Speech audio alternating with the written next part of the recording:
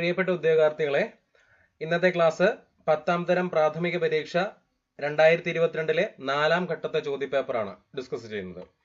ഒന്നാമത്തെ ചോദ്യം, WHO-യുടെ 2019 WHO-യുടെ chief സയന്റിസ്റ്റായി നിയമിതയായ Indian വനിത ആരാണ് എന്നുള്ളതായിരുന്നു ചോദ്യം. ഉത്തരം സൗമ്യ സ്വാമിനാഥൻ. ഉത്തരം സൗമ്യ സ്വാമിനാഥൻ ആയിരുന്നു ഉത്തരം. 2019 കാര്യമാണ് പറയുന്നത് കേട്ടോ. ഓക്കെ, അതിന്റെ കൂടെ തന്നെ പഠിക്കേണ്ട ഒരു കാര്യമാണ് WHO അന്താരാഷ്ട്ര നേഴ്സസ് വർഷമായി ആചരിച്ചത് 2020 WHO അന്താരാഷ്ട്ര നേഴ്സസ് വർഷമായിട്ട് ആചരിച്ചത് 2020 എന്നുള്ള കാര്യം ഒന്ന് ഓർത്തിരിക്കുക. രണ്ടാമത്തെ ചോദ്യം, ഡോക്ടർ കസ്തൂരിരംഗൻ സമിതി കേന്ദ്രത്തിന് സമർപ്പിച്ച പുതിയ സ്കൂൾ വിദ്യാഭ്യാസ നയത്തിന്റെ ഘടന എപ്രകാരമാണ് എന്ന് ചോദിച്ചാൽ ഏതാണ് ഘടന? 5+3+3+4 എന്താണ്? അതായത് ഡിഗ്രി ഒക്കെ അവസാനം 4 വർഷമാക്കി എന്നൊക്കെ നമ്മൾ കേട്ടിട്ടില്ലായിരുന്നു. ആ ഒരു ഘടന രൂപീകരിച്ചത് ആരാണെന്ന് ചോദിച്ചാൽ, അല്ലെങ്കിൽ അതിന് ആ ഒരു സമിതി ഉണ്ടാക്കി ആ സമിതിയുടെ അധ്യക്ഷനായിരുന്നത് ആരായിരുന്നു? ഡോക്ടർ കസ്തൂരിരംഗൻ ആയിരുന്നു. അപ്പൊ ഡോക്ടർ കസ്തൂരിരംഗൻ സമിതി കേന്ദ്രത്തിന് സമർപ്പിച്ച പുതിയ സ്കൂൾ വിദ്യാഭ്യാസ നയത്തിന്റെ ഘടന എന്ന് പറയുന്നത് 5+3+3+4 എന്നുള്ളതായിരുന്നു ഘടന. അതിൽ മനസ്സിലാക്കേണ്ട ഒരു കാര്യം, ദേശീയ വിദ്യാഭ്യാസ നയം 2020 ദേശീയ വിദ്യാഭ്യാസ നയം നിലവിൽ വന്ന തീയതി ഏതാണെന്ന് ചോദിച്ചാല് 2020 ജൂലൈ 29 2020 ജൂലൈ 29 നിലവിൽ വന്നത്. ദേശീയ വിദ്യാഭ്യാസ നയം 2020 നടപ്പിലാക്കുന്നത് സംബന്ധിച്ച് ഉത്തരവ് പുറപ്പെടുവിക്കുന്ന ആദ്യത്തെ സംസ്ഥാനമാണ് കർണാടകം. ദേശീയ വിദ്യാഭ്യാസ നയം 2020 നടപ്പിലാക്കുന്നത് സംബന്ധിച്ച് ഉത്തരവ് പുറപ്പെടുവിക്കുന്ന ആദ്യത്തെ സംസ്ഥാനം കർണാടകം. ദേശീയ വിദ്യാഭ്യാസ നയം 2020 നടപ്പിലാക്കിയ രണ്ടാമത്തെ സംസ്ഥാനം എന്ന് പറയുന്നത് മധ്യപ്രദേശ് ആണ്. ദേശീയ വിദ്യാഭ്യാസ നയത്തെക്കുറിച്ച് പഠിക്കാൻ കേരള സർക്കാർ നിയമിച്ച കമ്മീഷന്റെ ചെയർമാൻ ആരാണ് എന്ന് ചോദിച്ചാൽ പ്രഭാത് പട്നായിക് ആണ്. ആരാണ്? പ്രഭാത് പട്നായിക് ആണ്. ഓക്കെ അല്ലെ? 2020 വിദ്യാഭ്യാസ നയപ്രകാരം മൂല്യനിർണയ മാനദണ്ഡങ്ങൾക്ക് രൂപം നൽകാനായി രൂപീകരിക്കുന്ന മൂല്യനിർണയ കേന്ദ്രം ഏതാണെന്ന് ചോദിച്ചാല് പരാഖാണ്. പരാഖാണ് ആ ഒരു മൂല്യനിർണയ കേന്ദ്രം എന്ന് പറയുന്നത്. ഏതാണ്? പരാഖ്. പിന്നെ രാജ്യത്തുള്ള എല്ലാവർക്കും അടിസ്ഥാന വിദ്യാഭ്യാസം നൽകുക എന്ന ലക്ഷ്യത്തോടു കൂടി കേന്ദ്ര സർക്കാർ ആരംഭിച്ച പദ്ധതിയാണ് നിപുൺ ഭാരത്. ഒന്നുകൂടെ പറയാം, രാജ്യത്തുള്ള എല്ലാവർക്കും അടിസ്ഥാന വിദ്യാഭ്യാസം നൽകുക എന്ന ലക്ഷ്യത്തോടു കൂടി കേന്ദ്ര സർക്കാർ ആരംഭിച്ച പദ്ധതിയാണ് നിപുൺ ഭാരത് എന്ന പദ്ധതി. മനസ്സിലായല്ലോ? അടുത്ത ചോദ്യം, മൂന്നാമത്തെ ചോദ്യമാണ്, റിസർവ് ബാങ്ക് പുറത്തിറക്കിയ പുതിയ 500 രൂപ നോട്ടിൽ കാണുന്ന ചിത്രം ഏതാണ് എന്നുള്ള ആയിരുന്നു ചോദ്യം. ഉത്തരം ഏതാണ്? ചെങ്കോട്ട. ഉത്തരം ചെങ്കോട്ട. പുതിയ 500 രൂപ നോട്ടിൽ കാണുന്ന ചിത്രം ഏതാണ്?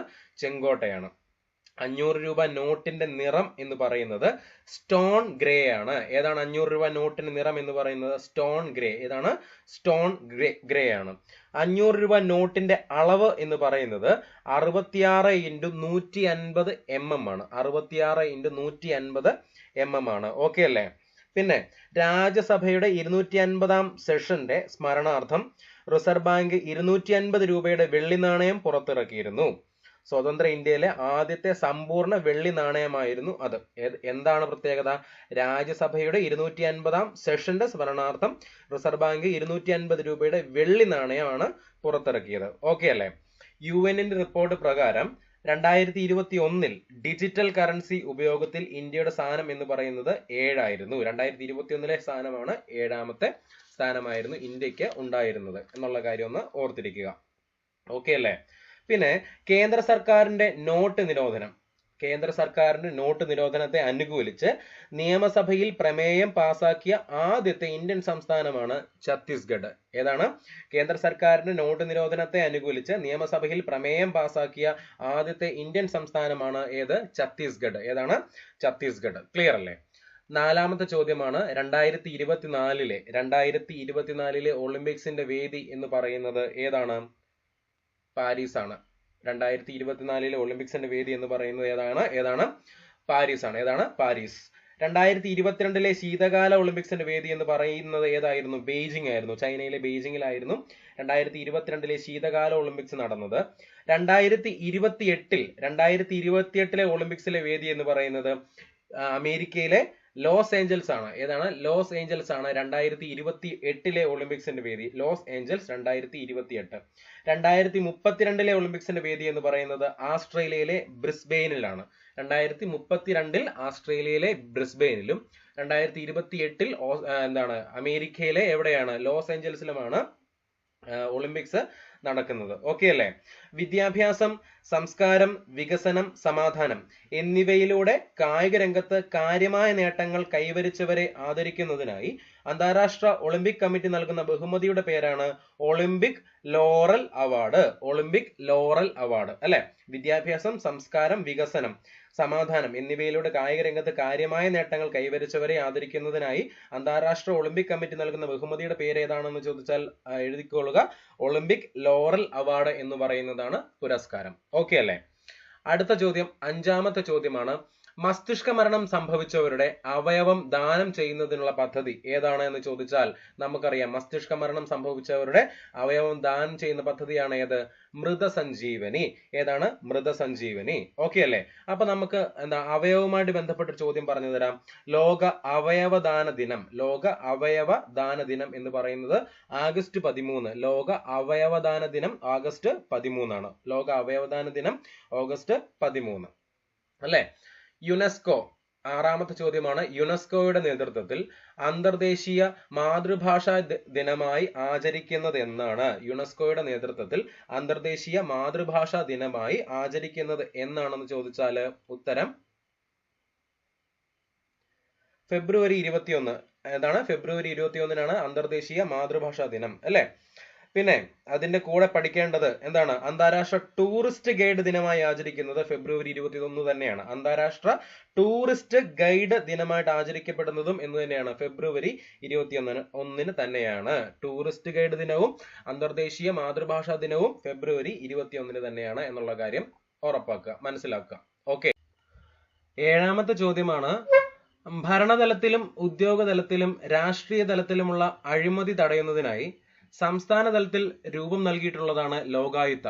അറിയാമല്ലോ, ഭരണതലത്തിലും ഉദ്യോഗസ്ഥ തലത്തിലും രാഷ്ട്രീയ തലത്തിലുമുള്ള അഴിമതി തടയുന്നതിനായി സംസ്ഥാന തലത്തിൽ രൂപം നൽകിയിട്ടുള്ളതാണ് ലോകായുക്ത എന്നറിയപ്പെടുന്നത്. ലോകായുക്തയുടെ നിലവിലത്തെ സംസ്ഥാനത്തെ ലോകായുക്ത ആരാണ് എന്നുള്ളതായിരുന്നു 2022 ചോദിച്ചത് അല്ലെ? ആ ഒരു ചോദ്യത്തിന്റെ ഉത്തരം എന്ന് പറയുന്നത് ജസ്റ്റിസ് സിറിയക് ജോസഫ് ആയിരുന്നു. ജസ്റ്റിസ് സിറിയക് ജോസഫ് ആയിരുന്നു 2022 ലോകായുക്ത. എന്നാൽ 2025 ജസ്റ്റിസ് N അനിൽകുമാർ ആണ് ലോകായുക്തയായിട്ട് ആ ഒരു സ്ഥാനത്ത് ഇരിക്കുന്നത്. ജസ്റ്റിസ് N അനിൽകുമാർ ആണ്. കേരള ലോകായുക്ത നിയമം 1999 ലോകായുക്തയുടെയും ഉപലോകായുക്തയുടെയും സത്യപ്രതിജ്ഞയെ പറ്റി പ്രതിപാദിക്കുന്ന ഷെഡ്യൂൾ എന്ന് പറയുന്നത് ഷെഡ്യൂൾ 1 ആണ്. ഏതാണ്? ഷെഡ്യൂൾ 1 ആണ്. മനസ്സിലായല്ലോ? അടുത്ത ചോദ്യത്തിലോട്ട് കടക്കുകയാണ്. 8ാമത്തെ ചോദ്യമാണ്. 2019 ലോകകപ്പ് ക്രിക്കറ്റിന്റെ ജേതാക്കൾ 2019 2019 ലോകകപ്പ് ക്രിക്കറ്റിന്റെ ജേതാക്കൾ ആരായിരുന്നു? ഇംഗ്ലണ്ടായിരുന്നു അല്ലെ? 2019 ലോകകപ്പ് ക്രിക്കറ്റിന്റെ വേദി എവിടെയായിരുന്നു? ഇംഗ്ലണ്ടിലും വെയിൽസിലുമായിട്ടായിരുന്നു. 2019 ലോകകപ്പ് ക്രിക്കറ്റിന്റെ റണ്ണേഴ്സ് അപ്പ് അല്ലെങ്കിൽ ഫൈനലിൽ തോറ്റുപോയ ടീം എന്ന് പറയുന്നത് ന്യൂസിലൻഡ് ആണ്. ഏറ്റവും കൂടുതൽ റൺസ് നേടിയ താരം ആരായിരുന്നു? രോഹിത് ശർമ്മയും ഏറ്റവും കൂടുതൽ വിക്കറ്റ് നേടിയ താരം ആരായിരുന്നു? മിച്ചൽ സ്റ്റാർക്കുമായിരുന്നു. ആരാണ്? മിച്ചൽ സ്റ്റാർക്ക് ആയിരുന്നു. ഫൈനലിൽ മാൻ ഓഫ് ദ മാച്ച് പുരസ്കാരം ലഭിച്ച ആർക്കായിരുന്നു? ബെൻ സ്റ്റോക്സിനായിരുന്നു. ആർക്കായിരുന്നു?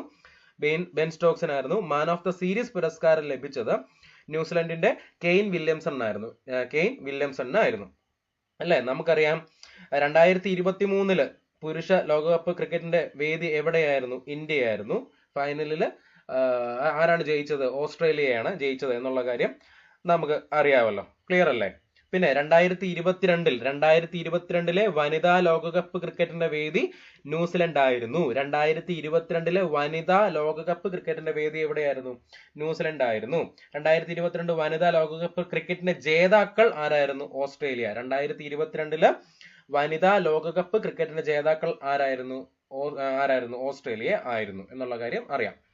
അടുത്ത ചോദ്യം 9ാമത്തെ ചോദ്യമാണ്. ശരിയായ പ്രസ്താവനകൾ തിരഞ്ഞെടുക്കുക എന്നുള്ളതാണ് ചോദ്യം. നമുക്കറിയാം 1ാമത്തെ ചോദ്യം അല്ല, ശരിയായതാണ്. ഉത്തര അറ്റ്ലാന്റിക് സഖ്യ സംഘടന നാറ്റോ രൂപം കൊണ്ടത് 1949 ഏപ്രിൽ 4-നാണ്. നാറ്റോ രൂപം കൊണ്ടത് 1949 ഏപ്രിൽ 4-നാണ് അല്ലെ? അപ്പൊ ശരിയാണ് അല്ലെ? 2, ബ്രസൽസ് ആണ് നാറ്റോയുടെ ആസ്ഥാനം. നാറ്റോയുടെ ആസ്ഥാനം, ശരിയാണ്. 3, അംഗരാജ്യങ്ങൾക്ക് നേരെയുള്ള സൈനിക നീക്കങ്ങൾ ഒറ്റക്കെട്ടായി പ്രതിരോധിക്കുക എന്നുള്ളതാണ് ലക്ഷ്യം. അപ്പൊ അതും ശരിയാണ്. അപ്പൊ നമുക്കറിയാം 1, 2, 3 ശരിയാകണമെന്നുണ്ടെങ്കിൽ നമ്മുടെ ഓപ്ഷൻ ഏതാണ് ശരി? നമ്മുടെ ഓപ്ഷൻ ഡി ആണ് ശരി. നാറ്റോയിലെ നിലവിലത്തെ അംഗസംഖ്യ എന്ന് പറയുന്നത് 30 ആണ്. നാറ്റോയിലെ നിലവിലത്തെ അംഗസംഖ്യ 30 ആണ്. നാറ്റോയുടെ ഔദ്യോഗിക ഭാഷകൾ ഏതൊക്കെയാണെന്ന് ചോദിച്ചാൽ ഇംഗ്ലീഷും ഫ്രഞ്ചുമാണ്. നാറ്റോയുടെ ഔദ്യോഗിക ഭാഷകൾ ഇംഗ്ലീഷ്, ഫ്രഞ്ച്. നാറ്റോയുടെ ഔദ്യോഗിക ഭാഷകൾ ഏതൊക്കെയാണ്? ഇംഗ്ലീഷും ഫ്രഞ്ചുമാണ്. ഓക്കെ അല്ലേ? 10ാമത്തെ ചോദ്യം, 2022 രാജ്യത്ത് എല്ലാവർക്കും വീട് എന്ന ലക്ഷ്യം നേടുന്നതിനായി 2015 ജൂൺ 25-ന് പ്രധാനമന്ത്രി നരേന്ദ്രമോദി പ്രഖ്യാപിച്ച പദ്ധതി ഏതാണ് എന്ന് ചോദിച്ചാൽ പ്രധാനമന്ത്രി ആവാസ് യോജന. പ്രധാനമന്ത്രി ആവാസ് യോജനയാണ്. എന്താണ് ഉദ്ദേശം? രാജ്യത്ത് 2022 രാജ്യത്ത് എല്ലാവർക്കും വീട് എന്ന ലക്ഷ്യത്തോടെ 2015 ജൂൺ 25-ന് പ്രധാനമന്ത്രി നരേന്ദ്രമോദി പ്രഖ്യാപിച്ച പദ്ധതിയാണ് പ്രധാനമന്ത്രി ആവാസ് യോജന. പ്രധാനമന്ത്രി ആവാസ് യോജന. നഗരങ്ങളിലെ തൊഴിൽ രഹിതർക്ക് സ്വയം തൊഴിൽ പ്രോത്സാഹിപ്പിക്കുന്നതിനായിട്ടുള്ള ഒരു പദ്ധതിയുണ്ട്. പദ്ധതി ഏതാണ്? സ്വർണ ജയന്തി ഷഹാരി റോസ്ഗാർ യോജന. സ്വർണ ജയന്തി ഷഹാരി റോസ്ഗാർ യോജന. ഓക്കെ അല്ലേ? സ്വയം സഹായ സംഘങ്ങൾക്ക് സഹായം നൽകുന്ന പദ്ധതി ഏതാണെന്ന് ചോദിച്ചാൽ ദേശീയ ഗ്രാമീണ ഉപജീവന ദൗത്യം. ദേശീയ ഗ്രാമീണ ഉപജീവന ദൗത്യമാണ്. ഓക്കെ അല്ലേ? 11ാമത്തെ ചോദ്യം എന്താ? ഹിമാലയ പർവ്വതത്തിന്റെ ഏറ്റവും തെക്കുഭാഗം ഏത് പേരിൽ അറിയപ്പെടുന്നു? നമുക്കറിയാം, അതിന് ഉത്തരം പെട്ടെന്ന് തന്നെ നമുക്ക് കണ്ടുപിടിക്കാൻ പറ്റും. ഏതാണ് ഉത്തരം? സിവാലിക് ആണ്. ഏതാണ്? ഹിമാലയ പർവ്വതത്തിന്റെ ഏറ്റവും തെക്കുഭാഗം ഏത് പേരിൽ അറിയപ്പെടുന്നു? സിവാലിക് എന്ന പേരിലാണ് അറിയപ്പെടുന്നത്. സിവാലിക് എന്ന പേരിലാണ് അറിയപ്പെടുന്നത്. സിവാലിക് നിരകളുടെ ശരാശരി ഉയരം എന്ന് പറയുന്നത് 1220 മീറ്റർ ആണ്. സിവാലിക് നിരകളുടെ ശരാശരി ഉയരം 1220 മീറ്റർ ആണ്. ഔട്ടർ ഹിമാലയം എന്നറിയപ്പെടുന്ന ഹിമാലയത്തിന്റെ നിര ഏതാണെന്ന് ചോദിച്ചാലും സിവാലിക് ആണ്. ഔട്ടർ ഹിമാലയം എന്നറിയപ്പെടുന്ന ഹിമാലയത്തിന്റെ നിര ഏതാണെന്ന് ചോദിച്ചാലും സിവാലിക് ആണ്. ഭൂകമ്പങ്ങളും ഉരുൾപൊട്ടലും കൂടുതലായി അനുഭവപ്പെടുന്ന ഹിമാലയൻ പർവ്വതനിരയാണ് സിവാലിക്. ഭൂകമ്പങ്ങളും ഉരുൾപൊട്ടലും കൂടുതലായി അനുഭവപ്പെടുന്ന ഹിമാലയൻ പർവ്വതനിരയും സിവാലിക് ആണ്. സിവാലിക് എന്ന വാക്കിന്റെ അർത്ഥം എന്ന് പറയുന്നത് ശിവന്റെ തിരുമുടി. സിവാലിക് എന്ന വാക്കിന്റെ അർത്ഥം ശിവന്റെ തിരുമുടി എന്നുള്ളതാണ്. ഗംഗാ സമതലത്തിന് സമാന്തരമായി കാണപ്പെടുന്ന ഹിമാലയത്തിന്റെ ഭാഗമാണ് സിവാലിക്. ഗംഗാ സമതലത്തിന് സമാന്തരമായി കാണപ്പെടുന്ന ഹിമാലയത്തിന്റെ ഭാഗം സിവാലിക് ആണ്. ദാൽഫ, മിറി, മിഷ്മി, അബോർ എന്നീ മലകൾ സ്ഥിതി ചെയ്യുന്ന പർവ്വതനിരയാണ് സിവാലിക്. ഏതാ? ദാൽഫ, മിറി, മിഷ്മി, അബോർ എന്നീ മലകൾ സ്ഥിതി ചെയ്യുന്ന പർവ്വതനിരയാണ് സിവാലിക് പർവ്വതനിര. സിവാലിക് പ്രദേശത്തെ പ്രധാന കൃഷിരീതി അറിയപ്പെടുന്നത് തട്ടുതട്ടായ കൃഷിരീതി എന്നാണ്. തട്ടുതട്ടായ കൃഷിരീതിയാണ് സിവാലിക് പ്രദേശത്തെ പ്രധാന കൃഷിരീതി എന്ന് അറിയപ്പെടുന്നത്. അപ്പൊ സിവാലിക് കുറച്ച് ഇമ്പോർട്ടന്റ് ആയിട്ടുള്ള കുറച്ച് കാര്യങ്ങളുണ്ട്, അല്ലെങ്കിൽ ഇമ്പോർട്ടന്റ് ആണ് എന്നുള്ള കാര്യം ഒന്ന് മനസ്സിലാക്കുക കേട്ടോ. അടുത്ത ചോദ്യം 12ാമത്തെ ചോദ്യമാണ്. ഇന്ത്യയിൽ ആദ്യമായി തിരമാലകളിൽ നിന്ന് ഊർജം ഉൽപ്പാദിപ്പിക്കുന്നതിനുള്ള പ്ലാന്റ് സ്ഥാപിക്കപ്പെട്ടത് എവിടെയാണ്? എവിടെയാണ്? തിരുവനന്തപുരം, വിഴിഞ്ഞം. ഇന്ത്യയിൽ ആദ്യമായി തിരമാലകളിൽ നിന്ന് ഊർജം ഉൽപ്പാദിപ്പിക്കുന്നതിനുള്ള പ്ലാന്റ് സ്ഥാപിക്കപ്പെട്ടത് എവിടെയാണെന്ന് ചോദിച്ചാൽ എവിടെയാണ്? വിഴിഞ്ഞത്താണ് അല്ലെ? കേരളത്തിലെ ആദ്യത്തെ മറൈൻ ആംബുലൻസ് നിലവിൽ വന്നത് എവിടെയാണ്? വിഴിഞ്ഞത്താണ്. മറൈൻ ആംബുലൻസ് നിലവിൽ വന്നത് എവിടെയാണെന്ന് ചോദിച്ചാലും എവിടെയാണ്? വിഴിഞ്ഞത്താണ്. ആ മറൈൻ ആംബുലൻസിന്റെ ഒരു പേരുണ്ട്. പേരെന്ന് പറയുന്നത് പ്രതീക്ഷ എന്നാണ്. എന്താണ്? പ്രതീക്ഷ. മറൈൻ ആംബുലൻസിന്റെ പേര് പ്രതീക്ഷയാണ്. അത് നിലവിൽ വന്നത് വിഴിഞ്ഞത്താണ്. ഓക്കെ അല്ലെ? പിന്നെ നമുക്കറിയാം കേരളത്തിലെ ഏറ്റവും വലിയ വിൻഡ് ഫാം എന്ന് പറയുന്നത്, വിൻഡ് ഫാം എന്ന് പറഞ്ഞാൽ എന്താ? കാറ്റിൽ നിന്നുള്ള വൈദ്യുതി ഉൽപ്പാദിപ്പിക്കുന്ന ഫാം എന്ന് പറയുന്നത് എവിടെയാണ്? കഞ്ചിക്കോടാണ്. ഏതാണ്? കഞ്ചിക്കോടാണ്. അട്ടപ്പാടിയിൽ കാറ്റാടിപ്പാടം സ്ഥാപിക്കുന്നതിനായി കേന്ദ്ര ജലവൈദ്യുത കോർപ്പറേഷനുമായി കേരള ഗവൺമെന്റ് ഉടമ്പടി ഒപ്പുവെച്ച വർഷം 2014 ഇന്ത്യയിലെ ആദ്യ solar wind inverter power house ഉദ്ഘാടനം ചെയ്യപ്പെട്ട സ്ഥലം ഇടുക്കി ജില്ലയിലെ ആമപ്പാറയിലാണ്. ഇന്ത്യയിലെ ആദ്യ solar wind inverter power house ഉദ്ഘാടനം ചെയ്യപ്പെട്ട സ്ഥലം ഇടുക്കി ജില്ലയിലെ ആമപ്പാറയിലാണ്. ഇടുക്കി ജില്ലയിലെ ആമപ്പാറയിലാണ്. മനസ്സിലായല്ലോ? 13ാമത്തെ ചോദ്യം നോക്കിക്കേ. ഏറ്റവും നീളം കൂടിയ അന്താരാഷ്ട്ര അതിർത്തി പങ്കുവയ്ക്കുന്ന ഇന്ത്യൻ സംസ്ഥാനം ഏതാണ്? ഏറ്റവും നീളം കൂടിയ അന്താരാഷ്ട്ര അതിർത്തി പങ്കുവയ്ക്കുന്ന ഇന്ത്യൻ സംസ്ഥാനം എന്ന് പറയുന്നത് നമുക്കറിയാം ബംഗാൾ. എന്ത് ബംഗാൾ? പശ്ചിമ ബംഗാൾ. ഇപ്പൊ ബംഗാൾ നമ്മൾ അറിയപ്പെടുന്നത് അല്ലെ, ബംഗാളാണ് അല്ലെ. അയൽ രാജ്യങ്ങളുമായി അതിർത്തി പങ്കിടുന്ന ഇന്ത്യൻ സംസ്ഥാനങ്ങളുടെ എണ്ണം എന്ന് പറയുന്നത് 16 ആണ്. അയൽ രാജ്യങ്ങളുമായി അതിർത്തി പങ്കിടുന്ന ഇന്ത്യൻ സംസ്ഥാനങ്ങളുടെ എണ്ണം 16 ആണ്. അന്താരാഷ്ട്ര അതിർത്തി പങ്കിടുന്ന ഇന്ത്യൻ സംസ്ഥാനങ്ങളിൽ ഏറ്റവും വലിയ സംസ്ഥാനം എന്ന് പറയുന്നത് രാജസ്ഥാനാണ്. ഏറ്റവും കൂടുതൽ രാജ്യങ്ങളുമായി അതിർത്തി പങ്കിടുന്ന കേന്ദ്രഭരണ പ്രദേശം ഏതാണ്? ലഡാക്ക് ആണ്. ഏതാണ്? ലഡാക്ക് ആണ്. ക്ലിയർ അല്ലേ? 14 ഇന്ത്യയുടെ കേന്ദ്ര ഭാഗമായ നഗരം. ഇന്ത്യയുടെ കേന്ദ്ര ഭാഗമായ നഗരം ഏതാണെന്ന് ചോദിച്ചാൽ ഉത്തരം ബി ആണ്. ഏതാണ്? നാഗ്പൂർ ആണ്. ഏതാണ്? ഇന്ത്യയുടെ കേന്ദ്ര ഭാഗമായ നഗരം എന്ന് പറയുന്നത് നാഗ്പൂർ ആണ് അല്ലെ. നാഗ്പൂരിന്റെ പ്രത്യേകതകൾ നമുക്ക് നോക്കാം. ഓറഞ്ച് നഗരം എന്നറിയപ്പെടുന്ന സ്ഥലം നാഗ്പൂർ ആണ്. ഓറഞ്ച് നഗരം അല്ലെ. ഡോക്ടർ അംബേദ്കർ അനുയായികളോടൊപ്പം ബുദ്ധമതം സ്വീകരിച്ച സ്ഥലം ഏതാണ്? നാഗ്പൂർ ആണ്. കേന്ദ്ര പരുത്തി ഗവേഷണ കേന്ദ്രത്തിന്റെ ആസ്ഥാനം നാഗ്പൂർ ആണ്. കേന്ദ്ര പരുത്തി ഗവേഷണ കേന്ദ്രത്തിന്റെ ആസ്ഥാനം നാഗ്പൂർ ആണ്. ഓക്കെ. മഹാരാഷ്ട്രയുടെ 2ാം തലസ്ഥാനം എന്നറിയപ്പെടുന്ന സ്ഥലം ഏതാണ്? നാഗ്പൂർ ആണ്. മഹാരാഷ്ട്രയുടെ 2ാം തലസ്ഥാനം നാഗ്പൂർ ആണ്. നാഷണൽ എൻവയോൺമെന്റൽ എഞ്ചിനീയറിംഗ് റിസർച്ച് ഇൻസ്റ്റിറ്റ്യൂട്ടിന്റെ ആസ്ഥാനവും നാഗ്പൂർ ആണ്. നാഷണൽ എൻവയോൺമെന്റൽ എഞ്ചിനീയറിംഗ് റിസർച്ച് ഇൻസ്റ്റിറ്റ്യൂട്ടിന്റെ ആസ്ഥാനം നാഗ്പൂർ ആണ്. ഇന്ത്യയിലെ ആദ്യത്തെ ഡിജിറ്റൽ ജില്ലയും നാഗ്പൂർ ആണ്. സീറോ മൈൽ സ്റ്റോൺ സ്ഥിതി ചെയ്യുന്ന സ്ഥലം നാഗ്പൂർ ആണ്. സീറോ മൈൽ സ്റ്റോൺ സ്ഥിതി ചെയ്യുന്ന സ്ഥലം നാഗ്പൂർ ആണ്. ഇന്ത്യയിൽ ആദ്യമായിട്ട് വന്യജീവികൾക്ക് എക്സ്പ്രസ് വേ കടന്നു പോകാൻ ഹരിത മേൽപ്പാലം നിർമ്മിക്കപ്പെടുന്ന നഗരവും ഏതു തന്നെയാണ്? നാഗ്പൂർ ആണ്. ആദ്യകാലത്ത് ഭണീന്ദ്രപുര എന്നറിയപ്പെട്ടിരുന്ന പ്രദേശമാണ് ഏത്? നാഗ്പൂർ. ഏതാണ്? ആദ്യകാലത്ത് ഭണീന്ദ്രപുര എന്നറിയപ്പെട്ടിരുന്ന പ്രദേശമാണ് നാഗ്പൂർ. ഇന്ത്യയിലെ നിരവധി കടുവാ സങ്കേതങ്ങളെ ലോകവുമായി ബന്ധിപ്പിക്കുന്നതിനാൽ ടൈഗർ ക്യാപിറ്റൽ അഥവാ tiger gate way of India എന്നറിയപ്പെടുന്ന സ്ഥലവും ഏതു തന്നെയാണ്? നാഗ്പൂർ ആണ്. Tiger gate way of India എന്നറിയപ്പെടുന്ന സ്ഥലവും ഏതു തന്നെയാണ്? നാഗ്പൂർ ആണ്. മനസ്സിലാക്കുക. അടുത്ത ചോദ്യം 15. പശ്ചിമഘട്ടത്തിലെ ബ്രഹ്മഗിരി കുന്നുകളിൽ നിന്ന് ഉത്ഭവിക്കുന്ന നദി. നമുക്കറിയാം പശ്ചിമഘട്ടത്തിലെ ബ്രഹ്മഗിരി കുന്നുകളിൽ നിന്ന് ഉത്ഭവിക്കുന്ന നദി ഏതാണ്? കാവേരി. പശ്ചിമഘട്ടത്തിലെ ബ്രഹ്മഗിരി കുന്നുകളിൽ നിന്ന് ഉത്ഭവിക്കുന്ന നദി ഏതാണ്? കാവേരി. കാവേരി നദി ബംഗാൾ ഉൾക്കടലിൽ പതിക്കുന്ന സ്ഥലം ഏതാണ്? തമിഴ്നാട്ടിലെ പും പട്ടണത്തിൽ വെച്ചാണ്. തമിഴ്നാട്ടിലെ പും പട്ടണത്തിൽ വെച്ചാണ് കാവേരി നദി ബംഗാൾ ഉൾക്കടലിൽ പതിക്കുന്നത്. ഓക്കെ അല്ലേ? മേഘദാതു ഡാം സ്ഥിതി ചെയ്യുന്ന നദി ഏതാണെന്ന് ചോദിച്ചാൽ ഏതാണ്? കാവേരിയാണ്. മേഘദാതു ഡാം സ്ഥിതി ചെയ്യുന്ന നദി കാവേരിയാണ്. അത് ഏത് സംസ്ഥാനത്താ? കർണാടകത്തിൽ. മേഘദാതു ഡാം സ്ഥിതി ചെയ്യുന്ന നദി ഏതാണ്? കാവേരി നദിയാണ്. സംസ്ഥാനം ഏതാണ്? കർണാടകം. ഓക്കെ അല്ലേ? മനസ്സിലായല്ലോ? അടുത്ത ചോദ്യം 16ാമത്തെ ചോദ്യമാണ്. 16ാമത്തെ ചോദ്യം. താഴെ പറയുന്നവയിൽ ശരിയായ പ്രസ്താവനകൾ ഏതൊക്കെയാണ് എന്നുള്ളതാണ് ചോദ്യം. പുതിയ എക്കൽ നിക്ഷേപങ്ങളെ ഖാദർ എന്ന് വിളിക്കുന്നു. അറിയാവല്ലോ, പുതിയ തരം എക്കൽ നിക്ഷേപങ്ങളെ ഖാദർ എന്നാണ് വിളിക്കുന്നത് എന്നുള്ള കാര്യം നമുക്കറിയാം. അപ്പൊ നമ്മുടെ ഓപ്ഷൻ എ എന്താണ്? ശരിയാണ്.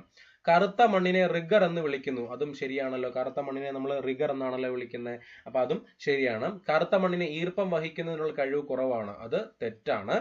എക്കൽ മണ്ണിന് ഫലപുഷ്ടി കുറവാണ്. അതും തെറ്റാണ്. അപ്പൊ നമ്മുടെ ഉത്തരം എന്ന് പറയുന്നത് ഓപ്ഷൻ 1ഉം ഓപ്ഷൻ 2ഉം ആണ് വരുന്നത്. സോ ആൻസർ എന്ന് പറയുന്നത് ഏതാണ്? ഓപ്ഷൻ എ ആണ്. 1 and 2 ആണ്. ഓക്കെ അല്ലെ? കറുത്ത മണ്ണ് ഈർപ്പം ശേഖരിച്ചു വെക്കാൻ ഏറ്റവും ശേഷി കൂടുതലുള്ള മണ്ണാണ് കറുത്ത മണ്ണ് അല്ലെ. ഏറ്റവും ശേഷി കുറവല്ല, ശേഷി കൂടുതലുണ്ട് അല്ലെ.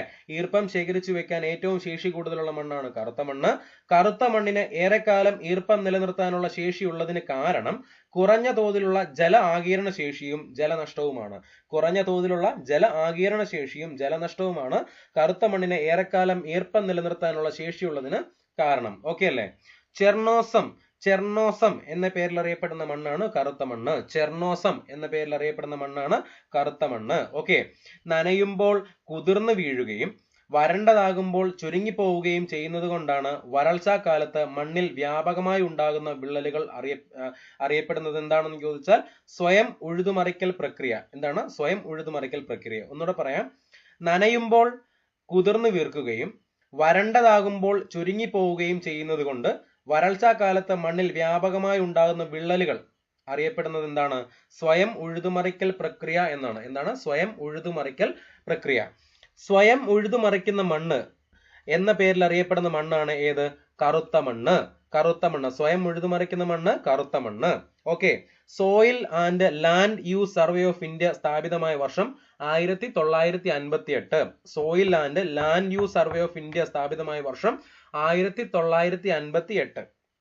Soil and land use survey of ഇന്ത്യയുടെ ആസ്ഥാനം എവിടെയാണെന്ന് ചോദിച്ചാൽ ഇന്ത്യയുടെ ക്യാപിറ്റൽ എവിടെയാണ്? ന്യൂഡൽഹിയിലാണ്. സോയിൽ and land use survey of ഇന്ത്യയുടെ ആസ്ഥാനം എവിടെയാണ്? ന്യൂഡൽഹി ആണ്. ക്ലിയർ അല്ലേ? 17ാമത്തെ ചോദ്യം, ഇന്ത്യയിലെ ആദ്യത്തെ പോസ്റ്റ് ഓഫീസ് സ്ഥാപിതമായത് എവിടെയാണെന്ന് ചോദിച്ചാൽ എവിടെയാണ്? മുംബൈ. ഇന്ത്യയിലെ ആദ്യത്തെ പോസ്റ്റ് ഓഫീസ് സ്ഥാപിതമായത് എവിടെയാണ്? മുംബൈയിലാണ്. ഇന്ത്യയിലെ ആദ്യത്തെ പോസ്റ്റ് ഓഫീസ് സ്ഥാപിതമായത് മുംബൈയിലാണ്. ഇന്ത്യയിലെ ഏറ്റവും വലിയ പോസ്റ്റ് ഓഫീസ് ഏതാണെന്ന് ചോദിച്ചാലും മുംബൈ ജനറൽ പോസ്റ്റ് ഓഫീസ് ആണ്. ഇന്ത്യയിലെ ആദ്യത്തെ പോസ്റ്റ് ഓഫീസ് സ്ഥാപിതമായതും മുംബൈയിലാണ്. ഇന്ത്യയിലെ ഏറ്റവും വലിയ പോസ്റ്റ് ഓഫീസ് എന്ന് പറയുന്നത് മുംബൈ ജനറൽ പോസ്റ്റ് ഓഫീസ് ആണ്. എല്ലാ ഗ്രാമങ്ങളിലും പോസ്റ്റ് ഓഫീസ് സ്ഥാപിച്ചിട്ടുള്ള ഏക സംസ്ഥാനം കേരളമാണ്. എല്ലാ ഗ്രാമങ്ങളിലും പോസ്റ്റ് ഓഫീസ് സ്ഥാപിച്ചിട്ടുള്ള ഏക സംസ്ഥാനം കേരളമാണ്. ഓക്കെ അല്ലേ? എന്നാൽ ഈസ്റ്റ് ഇന്ത്യ കമ്പനിയുടെ സഹായത്താൽ ഇന്ത്യയിൽ നിലവിൽ വന്ന ആദ്യ തപാൽ സംവിധാനം ഏതാണെന്ന് ചോദിച്ചാൽ അത് കമ്പനി ഡോക്ക് ആണ്. Company dock. ഇന്ത്യൻ പോസ്റ്റൽ ഡയറക്ടറേറ്റിന്റെ ആസ്ഥാനം എന്ന് പറയുന്നത് ഡാക് ഭവനാണ്. ന്യൂഡൽഹിയിലെ ഡാക് ഭവനാണ് ഇന്ത്യൻ പോസ്റ്റൽ ഡയറക്ടറേറ്റിന്റെ ആസ്ഥാനമായിട്ട് അറിയപ്പെടുന്നത്. ഓക്കെ അല്ലേ? 18. 3 തലസ്ഥാനങ്ങളുള്ള ഇന്ത്യയിലെ ആദ്യത്തെ സംസ്ഥാനം ഏതാണ് എന്ന് ചോദിച്ചാൽ അറിയാം. ഏതാണ്? ആന്ധ്രാപ്രദേശ്. എന്താണ്? 3 തലസ്ഥാനങ്ങളുള്ള ഇന്ത്യയിലെ ആദ്യത്തെ സംസ്ഥാനമാണ് ഏത്? ആന്ധ്രാപ്രദേശ് അല്ലെ? നിലവിലത്തെ ആന്ധ്രാപ്രദേശിന്റെ തലസ്ഥാനം എന്ന് പറയുന്നത് അമരാവതിയാണ്. ഏതാണ്? നിലവിലത്തെ ആന്ധ്രാപ്രദേശിന്റെ തലസ്ഥാനം എന്ന് പറയുന്നത് ഏതാണ്? അമരാവതിയാണ്. ഏതാണ്? അമരാവതിയാണ്. 19ാമത്തെ ചോദ്യമാണ്, ഇന്ത്യയിലെ ഏറ്റവും വലിയ ജലസേചന കനാൽ ഏത്? ഇന്ത്യയിലെ ഏറ്റവും വലിയ ജലസേചന കനാൽ എന്ന് പറയുന്നത് ഏതാണ്? ഇന്ദിരാഗാന്ധി കനാലാണ്. ഏതാണ്? ഇന്ദിരാഗാന്ധി കനാൽ. ഇന്ത്യയിലെ ഏറ്റവും വലിയ ജലസേചന കനാൽ എന്ന് പറയുന്നത് അറിയപ്പെടുന്നത് ഏത് കനാലാണ്? ഇന്ദിരാഗാന്ധി കനാലാണ്. രാജസ്ഥാൻ കനാൽ ഇന്ദിരാഗാന്ധി കനാൽ എന്ന് അറിയപ്പെടാൻ തുടങ്ങിയ വർഷം 1984. അപ്പൊ 1984 വരെ ഇന്ദിരാഗാന്ധി കനാൽ രാജസ്ഥാൻ കനാൽ എന്നായിരുന്നു അറിയപ്പെട്ടിരുന്നത്. അപ്പൊ 1984 ശേഷമാണ് രാജസ്ഥാൻ കനാൽ ഇന്ദിരാഗാന്ധി കനാൽ എന്ന് അറിയപ്പെടാൻ വേണ്ടിയിട്ട് തുടങ്ങിയത് എന്നുള്ള കാര്യം ഓർത്തു വെക്കുക. 20ാമത്തെ ചോദ്യം, പരുത്തി തുണി വ്യവസായത്തിൽ 2ാം സ്ഥാനത്ത് നിൽക്കുന്ന ഇന്ത്യൻ സംസ്ഥാനം, പരുത്തി തുണി വ്യവസായത്തിൽ രണ്ടാമത് നിൽക്കുന്ന ഇന്ത്യൻ സംസ്ഥാനം ഗുജറാത്ത് ആണ്. ഏതാണ്? ഗുജറാത്ത്. ലോകത്ത് ഏറ്റവും കൂടുതൽ കൃഷി ചെയ്യുന്ന നാരുവിള ഏതാണെന്ന് ചോദിച്ചാൽ പരുത്തിയാണ്. ലോകത്ത് ഏറ്റവും കൂടുതൽ കൃഷി ചെയ്യുന്ന നാരുവിള പരുത്തിയാണ്. ഗ്രീക്കുകാർ പരുത്തിയെ വിശേഷിപ്പിച്ചത് സിൻഡൻ എന്നാണ്. ഏതാണ്? സിൻഡൻ എന്നാണ് ഗ്രീക്കുകാർ പരുത്തിയെ വിശേഷിപ്പിച്ചത്. പരുത്തിയുടെ ശാസ്ത്രീയ നാമം ഗോസിപ്പിയം ഹിർസൂട്ടം. ഗോസിപ്പിയം ഹിർസൂട്ടം എന്നുള്ളതാണ് പരുത്തിയുടെ ശാസ്ത്രീയ നാമം. ഇന്ത്യയിലെ ഏറ്റവും വലിയ കാർഷിക വ്യവസായം ഏതാണെന്ന് ചോദിച്ചാലും പരുത്തി തുണി വ്യവസായമാണ്. ഇന്ത്യയിലെ ഏറ്റവും വലിയ കാർഷിക വ്യവസായം പരുത്തി തുണി വ്യവസായമാണ്. പരുത്തിയുടെ ജന്മദേശം ഏതാണെന്ന് ചോദിച്ചാൽ ഇന്ത്യയാണ്. പരുത്തിയുടെ ജന്മദേശം ഇന്ത്യയാണ്. ഇന്ത്യയിലെ ഏറ്റവും പഴക്കം ചെന്ന വ്യവസായം എന്നറിയപ്പെടുന്നതും പരുത്തി തുണി വ്യവസായമാണ്. പരുത്തി തുണി വ്യവസായമാണ്. മനസ്സിലായല്ലോ? 21ാമത്തെ ചോദ്യം നോക്കിക്കേ. ഇന്ത്യയുടെ ദേശീയ പൈതൃക മൃഗം. ഇന്ത്യയുടെ ദേശീയ പൈതൃക മൃഗം ഏതാണ്? ആന. ഇന്ത്യയുടെ ദേശീയ പൈതൃക മൃഗം ഏതാണെന്ന് ചോദിച്ചാൽ ആന. ലോക ഗജ ദിനമായി ആചരിക്കപ്പെടുന്നത് ആഗസ്റ്റ് 12. ലോക ഗജ ദിനമായി ആചരിക്കപ്പെടുന്നത് ഓഗസ്റ്റ് 12-നാണ്. ഓക്കെ അല്ലേ? കേരള സർക്കാർ സംസ്ഥാന ഗജ ദിനമായി ആചരിക്കുന്നത് ഒക്ടോബർ 4. ലോക ഗജ ദിനം ആഗസ്റ്റ് 12-നും കേരള സർക്കാരിന്റെ സംസ്ഥാന ഗജദിനം അല്ലെങ്കിൽ സംസ്ഥാന ഗജദിനം എന്ന് പറയുന്നത് ഒക്ടോബർ 4-ആണ്. ഓക്കെ. കേരളത്തിൽ നാട്ടാന പരിപാലന നിയമം നിലവിൽ വന്ന വർഷം 2003-ആണ്. കേരളത്തിൽ നാട്ടാന പരിപാലന നിയമം നിലവിൽ വന്ന വർഷം 2003-ആണ്. 2022 ഓഗസ്റ്റിൽ ആന സങ്കേതമായി പ്രഖ്യാപിക്കപ്പെട്ടത് തമിഴ്നാട്ടിലെ അഗസ്ത്യമലയാണ്. 2022 ഓഗസ്റ്റിൽ ആന സങ്കേതമായി പ്രഖ്യാപിക്കപ്പെട്ടത് തമിഴ്നാട്ടിലെ അഗസ്ത്യമല. മനസ്സിലായല്ലോ? 22ാമത്തെ ചോദ്യം, ഇന്ത്യൻ ഭരണഘടനാ നിർമ്മാണ സഭയുടെ അധ്യക്ഷൻ ആരായിരുന്നു എന്ന് ചോദിച്ചാൽ ഉത്തരം ഡോക്ടർ രാജേന്ദ്ര പ്രസാദ്. എന്താണ്? ഇന്ത്യൻ ഭരണഘടനാ നിർമ്മാണ സഭയുടെ അധ്യക്ഷൻ ആരായിരുന്നു എന്ന് ചോദിച്ചാൽ ഡോക്ടർ രാജേന്ദ്ര പ്രസാദ് ആണ്. ഓക്കെ അല്ലേ? സെക്യുലർ, സോഷ്യലിസ്റ്റ് എന്നീ വാക്കുകൾ ഭരണഘടനയുടെ ആമുഖത്തിൽ വേണം എന്ന് ആവശ്യപ്പെട്ട ഭരണഘടനാ നിർമ്മാണ സമിതി അംഗം ആരായിരുന്നു എന്ന് ചോദിച്ചാല് ബ്രജേശ്വർ പ്രസാദ് ആണ്. ഓക്കെ അല്ലേ? അടുത്ത ചോദ്യത്തിലോട്ട് കടക്കുകയാണ്. 23ാമത്തെ ചോദ്യം. ഇന്ത്യൻ ഭരണഘടനയിൽ മൗലിക കടമകൾ ഉൾപ്പെടുത്തിയ ഭരണഘടനാ ഭേദഗതി. ഇന്ത്യൻ ഭരണഘടനയിൽ മൗലിക കടമകൾ ഉൾപ്പെടുത്തിയ ഭരണഘടനാ ഭേദഗതി എന്ന് പറയുന്നത് 42ാം ഭരണഘടനാ ഭേദഗതി. 42ാം ഭരണഘടനാ ഭേദഗതി പ്രകാരമാണ് മൗലിക കടമകൾ ഇന്ത്യൻ ഭരണഘടനയിൽ ഉൾപ്പെടുത്തിയത് എന്നുള്ള കാര്യം മനസ്സിലാക്കുക. 42ാം ഭരണഘടനാ ഭേദഗതിയിലൂടെ മൗലിക കടമകൾ ഭരണഘടനയിൽ ഉൾപ്പെടുത്തിയപ്പോൾ ഇന്ത്യൻ പ്രധാനമന്ത്രി ഇന്ദിരാഗാന്ധിയും പ്രസിഡന്റ് ഫക്രുദ്ദീൻ അലി അഹമ്മദും ആയിരുന്നു. ഇന്ത്യയിലെ ഏതെങ്കിലും ഒരു ഭാഗത്തോ ഇന്ത്യയിൽ മൊത്തമായോ അടിയന്തരാവസ്ഥ പ്രഖ്യാപിക്കാനുള്ള അധികാരം രാഷ്ട്രപതിക്ക് നൽകിയ ഭരണഘടനാ ഭേദഗതി നിയമമാണ് 42ാം ഭരണഘടനാ ഭേദഗതി നിയമം 1976. എന്താണ്? ഇന്ത്യയിൽ ഏതെങ്കിലും ഒരു ഭാഗത്തോ ഇന്ത്യയിൽ മൊത്തമായോ അടിയന്തരാവസ്ഥ പ്രഖ്യാപിക്കാനുള്ള അധികാരം രാഷ്ട്രപതിക്ക് നൽകിയ ഭരണഘടനാ ഭേദഗതി നിയമമാണ് 42ാം ഭരണഘടനാ ഭേദഗതി നിയമം 1976 ആണ്. ഓക്കെ അല്ലേ? 24. ഇന്ത്യയുടെ ദേശീയ ഗീതം രചിച്ചതാര്? ഇന്ത്യയുടെ ദേശീയ ഗീതം രചിച്ചത് ബങ്കിം ചന്ദ്ര ചാറ്റർജി. ഇന്ത്യയുടെ ദേശീയ ഗീതം രചിച്ചത് ബങ്കിം ചന്ദ്ര ചാറ്റർജിയാണ്.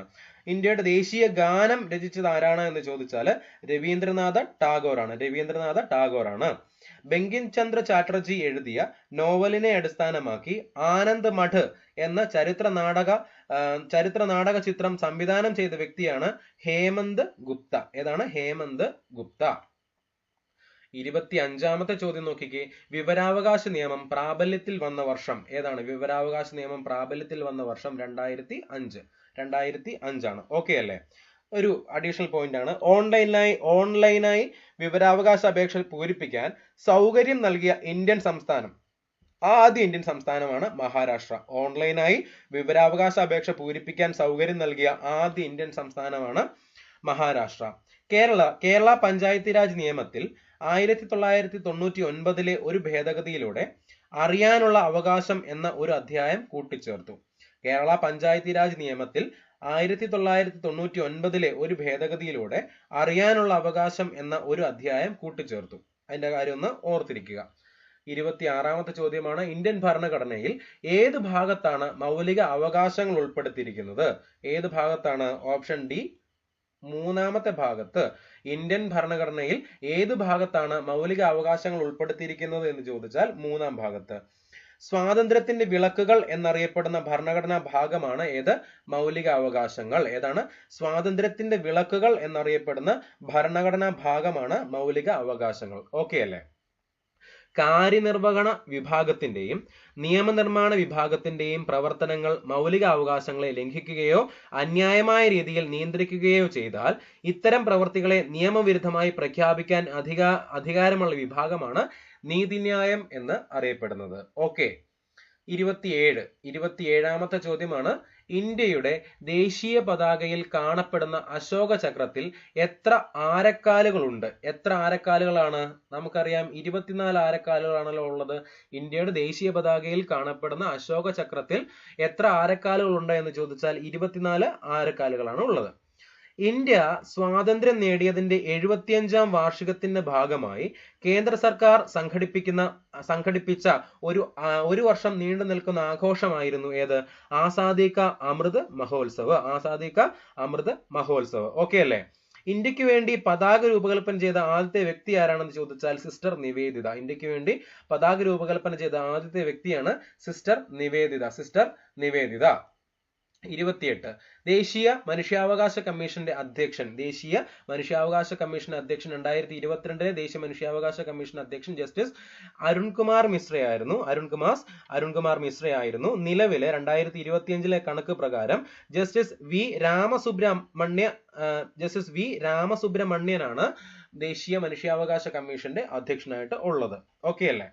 ദേശീയ മനുഷ്യാവകാശ കമ്മീഷനിൽ അംഗമായ ആദ്യത്തെ വനിത ആരാണ് എന്ന് ചോദിച്ചാൽ ജസ്റ്റിസ് ഫാത്തിമ ബീവിയാണ്. ദേശീയ മനുഷ്യാവകാശ കമ്മീഷനിൽ അംഗമായ ആദ്യത്തെ വനിതയാണ് ജസ്റ്റിസ് ഫാത്തിമ ബീവി. അടുത്ത ചോദ്യം 29ാമത്തെ ചോദ്യമാണ്. ഇന്ത്യയുടെ ദേശീയ പതാക രൂപകൽപ്പന ചെയ്ത വ്യക്തി ആരാണെന്ന് ചോദിച്ചാൽ നമുക്കറിയാം പിംഗലി വെങ്കയ്യ. ഉത്തരം ഓപ്ഷൻ എ പിംഗലി വെങ്കയ്യ. ത്രിവർണ പതാകയെ ഇന്ത്യയുടെ ദേശീയ പതാകയായി ഇന്ത്യൻ നാഷണൽ കോൺഗ്രസ് അംഗീകരിച്ച വർഷം 1931. ത്രിവർണ പതാകയെ ഇന്ത്യയുടെ ദേശീയ പതാകയായി ഇന്ത്യൻ നാഷണൽ കോൺഗ്രസ് അംഗീകരിച്ച വർഷം 1931 ആണ്. ഇന്ത്യൻ പതാക നിയമം നിലവിൽ വന്ന തീയതി 2002 ജനുവരി 26. ഇന്ത്യൻ പതാക നിയമം നിലവിൽ വന്ന തീയതി 2002 ജനുവരി 26. ഇന്ത്യൻ പതാക നിയമം ഭേദഗതി ചെയ്യപ്പെട്ട തീയതി ഏതാണെന്ന് ചോദിച്ചാൽ 2021 ഡിസംബർ 30. 2021 ഡിസംബർ 30-നാണ് ഇന്ത്യൻ പതാക നിയമം ഭേദഗതി ചെയ്യപ്പെട്ട തീയതി. ഈ ഭേദഗതിയിലൂടെ പോളിസ്റ്റർ തുണിയിലും യന്ത്രത്തിലും നിർമ്മിക്കപ്പെടുന്ന പതാകകൾക്കും അനുവാദം നൽകി. ഏതാണ്? പോളിസ്റ്റർ തുണിയിലും യന്ത്രത്തിലും നിർമ്മിക്കപ്പെടുന്ന പതാകകൾക്ക് അനുവാദം നൽകിയ ഭേദഗതി ഏതാണെന്ന് ചോദിച്ചാൽ ഇന്ത്യൻ പതാക നിയമം ഏതാണ്? 2021 ഡിസംബർ 30-ന് ഭേദഗതി ചെയ്ത നിയമപ്രകാരമാണ് അങ്ങനെ പറയുന്നത്. മനസ്സിലായോ? 30ാമത്തെ ചോദ്യമാണ്. ചുവടെ നൽകിയിരിക്കുന്നതിൽ ഏതാണ് മൗലിക അവകാശങ്ങളിൽ ഉൾപ്പെടാത്തത്? ഇങ്ങനെ ഒരു ചോദ്യം വരുമ്പോഴേ നമ്മുടെ മനസ്സിലോട്ട് വരണം സ്വത്തവകാശം എന്നുള്ളതാണ് ഏതാണ് മൗലിക അവകാശങ്ങൾ ഉൾപ്പെടാത്തത് എന്നുള്ള കാര്യം എന്ന് മനസ്സിലോട്ട് വരിക. അപ്പൊ ഉത്തരം എന്ന് പറയുന്നത് ഏതാണ്? സ്വത്തവകാശമാണ്. മൗലിക അവകാശങ്ങളുടെ നട്ടെല്ല് എന്നറിയപ്പെടുന്ന വകുപ്പ് ഏതാണെന്ന് ചോദിച്ചാൽ അനുച്ഛേദം 19. വകുപ്പ് 19 മൗലിക അവകാശങ്ങളുടെ നട്ടെല്ല് അനുച്ഛേദം 19 ആണ്. രാഷ്ട്രം എന്നതിന് നിർവചനം നൽകുന്ന വകുപ്പാണ് അനുച്ഛേദം 12. രാഷ്ട്രം എന്നതിന് നിർവചനം നൽകുന്ന വകുപ്പാണ് അനുച്ഛേദം 12. ഓക്കെ അല്ലേ? 31ാമത്തെ ചോദ്യം നോക്കാം. പ്രവർത്തിക്കുക അല്ലെങ്കിൽ മരിക്കുക എന്ന മന്ത്രം ഗാന്ധിജി നൽകിയത് ഏത് ദേശീയ പ്രക്ഷോഭവുമായിട്ട് ബന്ധപ്പെട്ടാണെന്ന് ചോദിച്ചാൽ നമുക്കറിയാം ഏതാണ്? ക്വിറ്റ് ഇന്ത്യ സമരമാണ്. 1942 ഗാന്ധിജിയുടെ നേതൃത്വത്തിൽ നടന്ന അവസാനത്തെ സമരം എന്നൊക്കെ നമ്മൾ കേട്ടിട്ടുണ്ടല്ലേ. പ്രവർത്തിക്കുക അല്ലെങ്കിൽ മരിക്കുക 1942 ക്വിറ്റ് ഇന്ത്യ സമരവുമായിട്ട് ബന്ധപ്പെട്ട ഒരു മന്ത്രമാണ് നമുക്ക് പറയാൻ വേണ്ടി സാധിക്കും. ക്വിറ്റ് ഇന്ത്യ സമരവുമായിട്ട് ബന്ധപ്പെട്ട് നമുക്ക് പഠിക്കാൻ പറ്റുന്ന കുറച്ച് കാര്യങ്ങൾ പറയാം. ഇന്ത്യൻ നാഷണൽ കോൺഗ്രസ് ഗാന്ധിജിയുടെ നേതൃത്വത്തിൽ നടത്തിയ അവസാനത്തെ ബഹുജന സമരമാണ് ക്വിറ്റ് ഇന്ത്യ സമരം. ക്വിറ്റ് ഇന്ത്യ എന്ന ആശയം അവതരിപ്പിക്കപ്പെട്ട ഗാന്ധിജിയുടെ പത്രമാണ് ഹരിജൻ. എന്താണ്? ക്വിറ്റ് ഇന്ത്യ എന്ന ആശയം അവതരിപ്പിക്കപ്പെട്ട ഗാന്ധിജിയുടെ പത്രമാണ് ഹരിജൻ. ക്വിറ്റ് ഇന്ത്യ സമരകാലത്ത് മുസ്ലിം ലീഗുകാർ ഉയർത്തിയ മുദ്രാവാക്യമായിരുന്നു വിഭജിക്കുക പുറത്തു പോകുക. വിഭജിക്കുക പുറത്തു പോകുക. ഡിവൈഡ് ആൻഡ് ക്വിറ്റ് എന്നാണ്. വിഭജിക്കുക പുറത്തു പോകുക. ക്വിറ്റ് ഇന്ത്യ സമരകാലത്ത് ബംഗാളിലെ മിഡ്നാപൂരിൽ സ്ഥാപിക്കപ്പെട്ട സമാന്തര സർക്കാരിന്റെ പേരാണ് താമ്രലിപ്ത ജതീയ സർക്കാർ. താമ്രലിപ്ത ജതീയ സർക്കാർ എന്നുള്ളതാണ് ക്വിറ്റ് ഇന്ത്യ സമരകാലത്ത് ബംഗാളിലെ മിഡ്നാപൂരിൽ സ്ഥാപിക്കപ്പെട്ട സമാന്തര സർക്കാരിന്റെ പേര്. 33ാമത്തെ ചോദ്യമാണ്. നിങ്ങൾ എനിക്ക് രക്തം തരൂ, ഞാൻ നിങ്ങൾക്ക് സ്വാതന്ത്ര്യം തരാം. ഇത് ആരുടെ പ്രഖ്യാപനമാണ് എന്ന് ചോദിച്ചാല് ആരുടെയാണ്? സുഭാഷ് ചന്ദ്രബോസിന്റെ പ്രഖ്യാപനമാണ്. അല്ലെങ്കിൽ സുഭാഷ് ചന്ദ്രബോസിന്റെ വാക്കുകളാണ്. നിങ്ങൾ എനിക്ക് രക്തം തരൂ, ഞാൻ നിങ്ങൾക്ക് സ്വാതന്ത്ര്യം തരാം എന്ന് പറഞ്ഞത് സുഭാഷ് ചന്ദ്രബോസ് ആണ്. ഓക്കെ. സുഭാഷ് ചന്ദ്രബോസിന്റെ ജന്മദിനം ജനുവരി 23-നാണ്. ആ ജനുവരി 23-ന് ദേശീയ പരാക്രം ദിവസമായിട്ടാണ് നമ്മൾ കൊണ്ടാടുന്നത്. എന്താണ്? ജനുവരി 23-നാണ് പരാക്രം ദിവസ്. പരാക്രം ദിവസ് എന്നുള്ളത് സുഭാഷ് ചന്ദ്രബോസിന്റെ ജന്മദിനമാണ് പരാക്രം ദിവസ്. ഓക്കെ. 33ാമത്തെ ചോദ്യമാണ്. ഗാന്ധിജി ദണ്ഡി കടപ്പുറത്ത് വെച്ച് ഉപ്പ് കുറുക്കി നിയമലംഘന പ്രക്ഷോഭം ആരംഭിച്ചത് എന്നാണ്? 1930 ഏപ്രിൽ 6-നാണ്. 1930 ഏപ്രിൽ 6-നാണ്. സിവിൽ നിയമലംഘന പ്രക്ഷോഭം അവസാനിക്കാൻ കാരണമായ ഉടമ്പടിയാണ് 1931 ഗാന്ധി ഇർവിൻ ഉടമ്പടി. 1931 ഗാന്ധി ഇർവിൻ ഉടമ്പടി പ്രകാരമാണ് സിവിൽ നിയമലംഘന പ്രക്ഷോഭം അവസാനിച്ചത്. ഡൽഹി ഉടമ്പടി എന്നറിയപ്പെടുന്നതും ഗാന്ധി ഇർവിൻ ഉടമ്പടിയാണ്.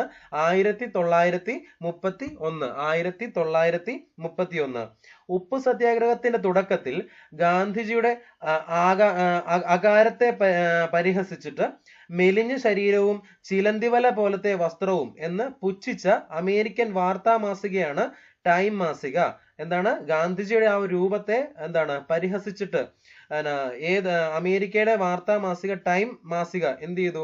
മെലിഞ്ഞ ശരീരവും ചിലന്തിവല പോലത്തെ വസ്ത്രവും എന്ന് പുച്ഛിച്ചു. ഏത് മാസികയാണെന്ന് ചോദിച്ചാൽ അമേരിക്കയിലെ ടൈം മാസികയാണ്. സിവിൽ നിയമലംഘന പ്രസ്ഥാനത്തിന്റെ ഫലമായി ബെല്ലാരി ജയിലിൽ അടയ്ക്കപ്പെട്ട് 43 ദിവസത്തെ ഉപവാസത്തെ തുടർന്ന് വീരമൃത്യു വരിച്ച നേതാവ് ആരാണെന്ന് ചോദിച്ചാൽ പി കുഞ്ഞിരാമൻ അടിയോടിയാണ്. പി കുഞ്ഞിരാമൻ അടിയോടി. അടുത്ത ചോദ്യം 34ാമത്തെ ചോദ്യമാണ്. അതിർത്തി ഗാന്ധി എന്നറിയപ്പെട്ടത് ആരാണെന്ന് ചോദിച്ചാൽ നമുക്കറിയാവല്ലോ ആരാണ് അതിർത്തി ഗാന്ധി എന്നറിയപ്പെട്ടത്? ഖാൻ അബ്ദുൽ ഗാഫർ ഖാൻ ആണ്. ഖിലാഫത്ത് പ്രസ്ഥാനത്തിന് പെഷവാറിൽ നേതൃത്വം നൽകിയത് ആരാണ്? ഖാൻ അബ്ദുൽ ഗാഫർ ഖാൻ ആണ്. ഫക്കീർ ഇ അഫ്ഗാൻ, അഫ്ഗാന്റെ അഭിമാനം, ഫക്കീർ ഇ അഫ്ഗാൻ എന്ന് പറഞ്ഞാൽ അഫ്ഗാന്റെ അഭിമാനം എന്നാണ് എന്നറിയപ്പെട്ടത് ആരാണ്? ഖാൻ അബ്ദുൽ ഗാഫർ ഖാൻ ആണ്. ഓക്കെ. ദ്വിരാഷ്ട്രവാദത്തെയും ഇന്ത്യയുടെ വിഭജനത്തെയും ശക്തമായി എതിർത്ത നേതാവാണ് ആര്? ഖാൻ അബ്ദുൽ ഗാഫർ ഖാൻ. എന്താണ്? ദ്വിരാഷ്ട്രവാദത്തെയും ഇന്ത്യയുടെ വിഭജനത്തെയും ശക്തമായി എതിർത്ത നേതാവാണ് ഖാൻ അബ്ദുൽ ഗാഫർ ഖാൻ. ഖുദായി ഖിദ്മത്ത് ഗാർ എന്ന സംഘടനയ്ക്ക് രൂപം നൽകിയതും ആരാണ്? ഖാൻ അബ്ദുൽ ഗാഫർ ഖാൻ ആണ്. ഖുദായി ഖിദ്മത്ത് ഗാർ എന്ന സംഘടനയ്ക്ക് രൂപം നൽകിയതും ഖാൻ അബ്ദുൽ ഗാഫർ ഖാൻ ആണ് എന്നുള്ള കാര്യം ഒന്ന് ഓർത്തിരിക്കുക. 35ാമത്തെ ചോദ്യമാണ്.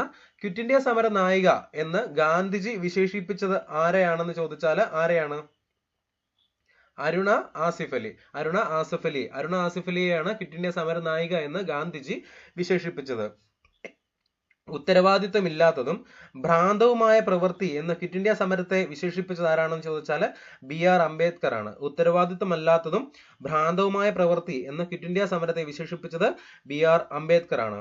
ക്വിറ്റ് ഇന്ത്യ സമരകാലത്ത് ബ്രിട്ടീഷുകാരുടെ ദുർഭരണത്തിനെതിരെ ആസാദ് ദസ്ത എന്ന സംഘടന രൂപീകരിച്ചത് ജയപ്രകാശ് നാരായണനാണ്.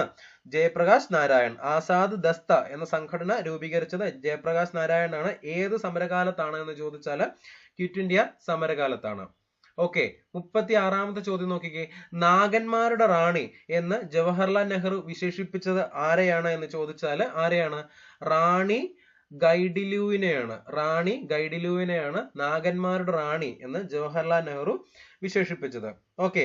ഇരുണ്ട പശ്ചാത്തലത്തിലെ പ്രകാശമാനമായ ബിന്ദു എന്ന് ഝാൻസി റാണിയെ ജവഹർലാൽ നെഹ്റു വിശേഷിപ്പിച്ച കൃതി ഏതാണെന്ന് ചോദിച്ചാൽ വിശ്വ ചരിത്രാവലോകനം എന്ന പുസ്തകത്തിലാണ് എന്ന കൃതിയിലാണ് ജവഹർലാൽ നെഹ്റു ഝാൻസി റാണിയെ ഇരുണ്ട പശ്ചാത്തലത്തിലെ പ്രകാശമാനമായ ബിന്ദു എന്ന് വിശേഷിപ്പിച്ചത്. 37ാമത്തെ ചോദ്യം നോക്കിക്കേ. താഴെ കൊടുത്ത വ്യക്തികളിൽ 3 വട്ടമേശ സമ്മേളനങ്ങളിലും പങ്കെടുത്തത് ആരാണ് എന്ന് ചോദിച്ചാൽ 3 വട്ടമേശ സമ്മേളനങ്ങളിലും പങ്കെടുത്തത് ആരാണ്? BR അംബേദ്കർ ആണ്. 3 വട്ടമേശ സമ്മേളനങ്ങളിലും പങ്കെടുത്തത്. വട്ടമേശ സമ്മേളനം ഉദ്ഘാടനം ചെയ്തത് ആരാണെന്ന് ചോദിച്ചാൽ ജോർജ് അഞ്ചാമൻ രാജാവാണ്. വട്ടമേശ സമ്മേളനം ഉദ്ഘാടനം ചെയ്തത് ജോർജ് അഞ്ചാമൻ രാജാവാണ്. രണ്ടാം വട്ടമേശ സമ്മേളനത്തിൽ തിരുവിതാംകൂറിനെ പ്രതിനിധാനം ചെയ്തത് ടി രാഘവ അയ്യയാണ്. മൂന്നാം വട്ടമേശ സമ്മേളനത്തിന്റെ അന്ത്യത്തിൽ പുറപ്പെടുവിക്കപ്പെട്ട ധവളപത്രത്തിന്റെ അടിസ്ഥാനത്തിൽ പാസാക്കപ്പെട്ട ആക്ട് ആണ് 1935 ഗവൺമെന്റ് ഓഫ് ഇന്ത്യ ആക്ട്. എന്നാണ് 1935. ഓക്കെ അല്ലേ? 38ാമത്തെ ചോദ്യം. ബ്രിട്ടീഷ് സർക്കാരിന്റെ ഏത് നിയമത്തിനെതിരായിരുന്നു ജനങ്ങൾ ജാലിയൻ വാലാബാഗിൽ പ്രതിഷേധ സമരത്തിന് ഒത്തുചേർന്നത് എന്ന് ചോദിച്ചാൽ ഏതാണ്? റൗലറ്റ് നിയമത്തിനെതിരെയാണ് ജനങ്ങൾ ജാലിയൻ വാലാബാഗിൽ ഒത്തുചേർന്നത് അല്ലെ?